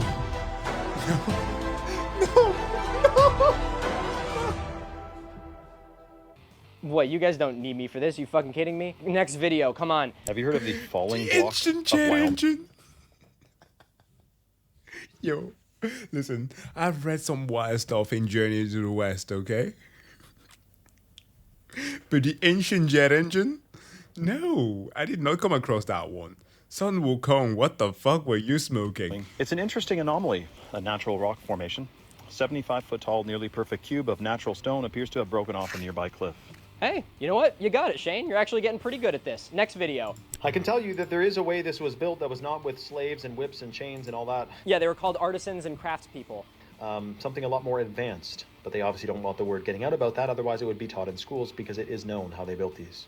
Yeah, it is. It was artisans and craftspeople working really hard. I just said that. Also, don't blame school for not teaching you this. You know that we're genuinely listening to the fucking swan song of civilized society when people are like, you know my fucking high school English teacher who got paid $40,000 a year and had to buy her own pencils? They're the enemy! School had a lot more pressing things to teach you than the mechanics of building this temple, Shane. But thankfully for you, this is why schools have libraries. So that if there's things the teachers aren't teaching you that you want to learn about, you can go there on your own time and learn about them yourself. Now, Shane, it seems that you may not have utilized that resource a whole hell of a lot while you're in school, but don't fret. There are libraries all over for big kids. You can go there right now and learn whatever you want. I'm not asking that of you. I'm telling you, please, for fuck's sake. Do it. You ever thought about how insane some of this is that we could not do today, we are not doing today, we're incapable of doing today? Oh my God, We're not Shane, incapable. Please We don't spend need some time in the to. trades. I want Stop. you to go up to like a 6'6", 290-pound union mason with a fucking rock hammer who's fueled by fucking iced coffee and American Spirit Blacks and Go tell him Bob. to his face that he would be incapable of doing something like this. I promise you, it'll go really well. The technology Just a side eye would it kill took you. to build these, which was not hammer and chisels and slaves and all that. I can tell you that that technology is fully known and fully present. Yes, Shane, it's called having a work ethic, becoming a master of your craft, and working together as a community towards a common goal. No lasers, no harmonic frequencies, just talented fucking people. The fact that you don't get this speaks volumes. And boom, speedrun is done. Holy shit. Dang. This is not much of a speedrun. Nothing's ever a speedrun with me. Who the fuck am I kidding? Okay, I need to catch my breath, take a fucking breather, and figure out how to tie this all together. So while I do that, please enjoy this final montage of Shayne Vibes Truth Conspiracyisms. If this is true, this would change the entire official story of how history unfolded. You might see where I'm going with this. I can't imagine believing the complete official narrative. Although I am hesitant to accept The Shayne Cinematic Universe. generally the official thing, official explanation. The official story said that there are no pyramids there, so I'm not going to talk about that. The reason we don't know about them is because they're not really preferred to be discussed on platforms like this. Now, if they can fib to us about the news and what happened yesterday, imagine how bad history is. They want to sell fake history books. I'm not buying it. The records are completely kept. They know exactly how they did it. So with that being said, how much of our history do we really know? And what's true and what's false? I'll see you in Iran. Come on. Total free speech over there. Don't have to bite your words, bite your tongue. And in fact, many people are talking about certain conflicts in the Middle East maybe actually will feed the world. You can see where things get a little bit sketchy. There's documentaries on this that have been banned. and they want you calcified, dumb, docile, weak, and unwell. Stimulate your pineal gland. That's why I'm always talking about Pineal glands and decalcifying it. You may experience enhanced spiritual awareness, not to mention mental clarity, even psychic capabilities. but not if your pineal glands calcify. Psychic Decalcify the capability. pineal gland. Wow. That could be considered in contravention. I'm gonna to the turn you official into the narrative. next Of course, X-Man. this is all debunked but it does leave people wondering still. Oh my god.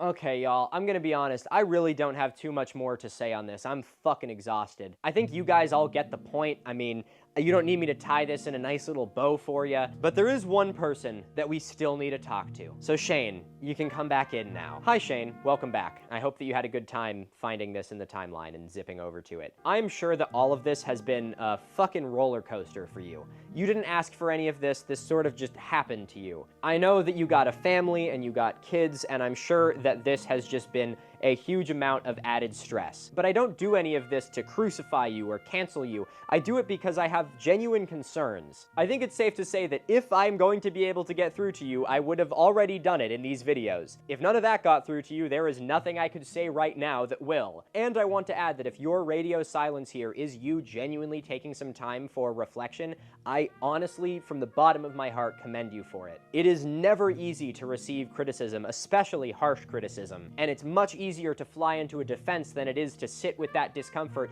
and think about what you can do to change. And so I want to share with you some final thoughts here that I hope you'll be able to apply as you begin to apply that change to whatever comes next. Shayne, you talk about a lot of problems. The death of our planet, the stratification of wealth, the corrupt elites, the destruction of our history. And as ridiculous as it may sound for me to say this now, Shayne, you're right. The world is being killed, the corporate elites are robbing us blind, and our history is being burned in front of our eyes. But the question that I want you to really think about now is who benefits from what you are saying. Because while many of your concerns are valid, the things you are saying are doing nothing except upholding a system that you claim to despise. I think one of the best examples of this is a topic of yours that we haven't covered at all in these videos yet. And that is, wouldn't you know, climate change. You claim to care deeply about our planet. You say that it's our job to take care of it and that we should be the stewards of it, all of which I completely agree with, and yet you are constantly pushing pseudoscience climate change denial. In fact, the last video currently posted by you about 7 or 8 days ago now is you doing exactly that. It's you talking about a Daily Mail article complaining about Al Gore and climate alarmism. As funny as it is for a guy who doesn't trust the mainstream sources to be citing the Daily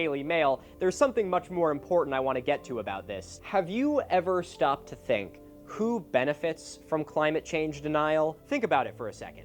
It's not you. It's not me. It's not any of us. It's the elites. It's the system. It's the corporations. You don't deny climate change because you just have a better understanding of climate systems than tens of thousands of independent scientists. You deny climate change because you've been told to. You claim to be aware of the corporate-controlled media and the ones pulling the strings behind the curtain to push their own agenda, and yet you obediently regurgitate propaganda spread by corporate news networks funded by oil executives, specifically designed to undermine the public's trust in climate research. And it worked, Shayne. It tricked you. They waited for you to open your third eye, and then they fucking poisoned it. You blindly regurgitate all of the climate denial that you see without even bothering to think that it comes from news sources funded by oil dollars, and how they are financially invested in climate change denial. Also, Shayne, something I forgot to say. I want you to take a really good look at how many weather conspiracies you talk about. You're constantly fear-mongering about the fucking hurricanes and the floods and all that shit, which is gross on its own because these are events that people like fucking die in. Yeah. So using it as propaganda for your own personal gain is something I'd expect out of a fucking politician. But either way, when you look at all of these events, you always draw it back to some sort of weather manipulation technology. Do you see the irony here, Shayne? How do you believe in weather manipulation technology, but you don't believe in climate change? The things that you're fucking looking at are the result of climate change. It literally, that is what is happening in front of you. There is science backing it up, like tons of fucking evidence. This is why I have a hard time believing that you're going to be able to change your opinion about anything when presented with evidence of it, because you literally are looking at the results of climate change happening right in front of you, and you're saying it's a fucking like weather laser or some shit like that. Fucking A, do you not see how this only benefits the ruling class? You are literally enabling them to continue fucking our planet because you're regurgitating the propaganda that they fed you. God damn. Okay, back to whatever I'm saying in this part. I don't even fucking remember anymore. And while you sit here smugly spreading anti-science, climate change denial propaganda, fracking wells poison the water of American farmers, and hundreds of thousands of acres of pristine land are opened to drilling and mining, the things you are saying, Shayne, are allowing this to happen. You call yourself a steward of the natural world, and yet the things you are saying are actively covering for the people that are destroying it. And this is a perfect example of the beautiful irony in your content. You claim to fight against the system and to be the underdog, but the underlying message of nearly every single thing you say does nothing but serve the dominant system of power. You claim to hate the power that the elites have over us, and yet you support ICE disappearing people, literally the stormtroopers that enforce the whims of the ruling class by threatening us with violence. You claim to be able to see how identity politics just divides us, and then you dabble in homophobia and transphobia, which is like the most textbook example of fabricated outrage by the ruling class. They are telling you to be mad at an already marginalized group so that you don't get mad at them. I want you to ask yourself, who does it really benefit when I make videos complaining about immigrants or fucking gay people? Is this message helping break the wheel of the system of power? Or am I now becoming part of that wheel and directing my anger at a group that they have arbitrarily told me are the enemy? When it all comes down to it, Shayne, we're all the exact fucking same. One of the most genius strategies of the ruling class that they've used pretty much forever is distracting you from how much you're being fucked by pointing you at a group that's being fucked more than you. And it's really easy to punch down. You're also right about something else, Shayne. There is an us and a them. But the them is not immigrants or trans people or the Jews. We are the us, the 99.9%. The them is the 0.1%, the blood-sucking parasites of our labor. The politicians, the lobbyists, the oil executives, the CEOs, the banks, the mortgage brokers, the real estate investors, I could go on and fucking on. They are tearing our world apart and feasting on the remains. They are literally banning books. They are rewriting our history in our museums. They're taking away the healthcare for our veterans and building gold-plated fucking ballrooms. Look around you, Shayne. Do you see what is happening? It's not a secret anymore. There is no invisible shadow government. It's just the actual fucking government. It's happening right in front of you, and they're not even hiding it. It used to be a case where they would be pissing down your back and tell you it's raining, but they aren't even doing that anymore. They're pissing on your face and telling you that it's piss. And you're sitting there soaked in fucking piss complaining about gender-neutral bathrooms and vaccines or some shit. The hardest thing for a person to do is admit that they've been pissed on. Sometimes it's easier to sit there soaked than it is to admit that you were taken advantage of. I think that the dominant thing that is keeping the system of power in place right now is how many people are sort of experiencing this sunk cost fallacy. That if they're going to admit that they were tricked now, they're gonna have to admit they were tricked for a really long time. And that is a really hard thing to do. I totally understand it. But as much as I can't believe I'm saying this, Shayne, I think your heart's in the right place. I just think that you've been taken advantage of, and I now see you taking advantage of other people. But I don't know if you know that you're doing it. And so I'm telling you this to try and give you the opportunity to hold up the mirror and maybe be able to course correct. I'm not asking for some public apology or some big show of having changed. I just want you to show it through your actions. We don't need a video of you washing the piss off. We just want to see a video where you're in clean clothes. An important question that I want you to reflect on are the words of the legendary Pete Seeger, who I think you could actually benefit from listening to some of his music. I think it could give you an important perspective on what the real problems are. But what I want you to ask yourself is, which side are you on? You've spread propaganda that allows oil executives to continue the rape of our planet. Propaganda that allows people to be detained by the elite's fucking Gestapo and held with no due process. Propaganda that has led to the death of children. Your future is entirely in your hands, Shayne. And I personally believe that it is not too late for you. You are in a unique position where you are surrounded by other people who have also fallen for this propaganda, who have been tricked. You understand it better than most people do. And I firmly believe that if you take the time to actually do your research,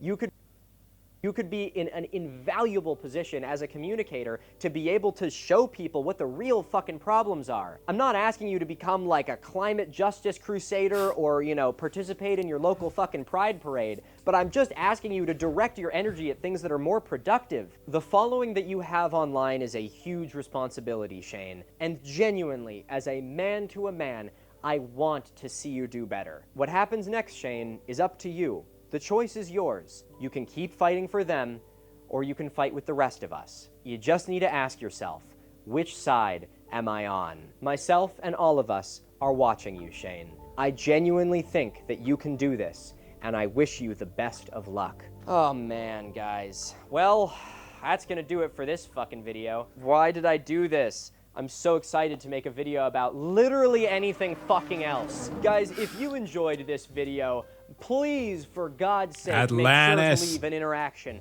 It costs you absolutely nothing and helps these videos do better in the algorithm, which allows me to continue making them for free here on YouTube. If you enjoyed binge watching this series while you know, play video games or do your laundry or something, I have plenty more videos like it, so why let the binge stop here? And if you have friends that do the same thing, which let's be honest, you absolutely do, I'd love if you could share this video with them. It helps the channel out a lot, and then you'll have something to chat about next time you see each other. Yeah, please do make sure to check out the Minutemen channel. And I am going to also take a break again, because my word, it's a lot. It's a lot. I don't know. Philip continued doing his conspiracy theories, and there's a part of me that feels like all of what Milo's just said will fall on deaf ears. But let's stay hopeful, okay? But anyways, guys, thank you so much for checking out this one. I hope that you liked it. I hope that I was able to provide some further insight into certain things. This was definitely one where I could add a bit more here, because we went through certain scientific concepts. And yeah. Shayne Vibe truth. Anyways, folks, wish you all to have a wonderful day. See you guys for the next one.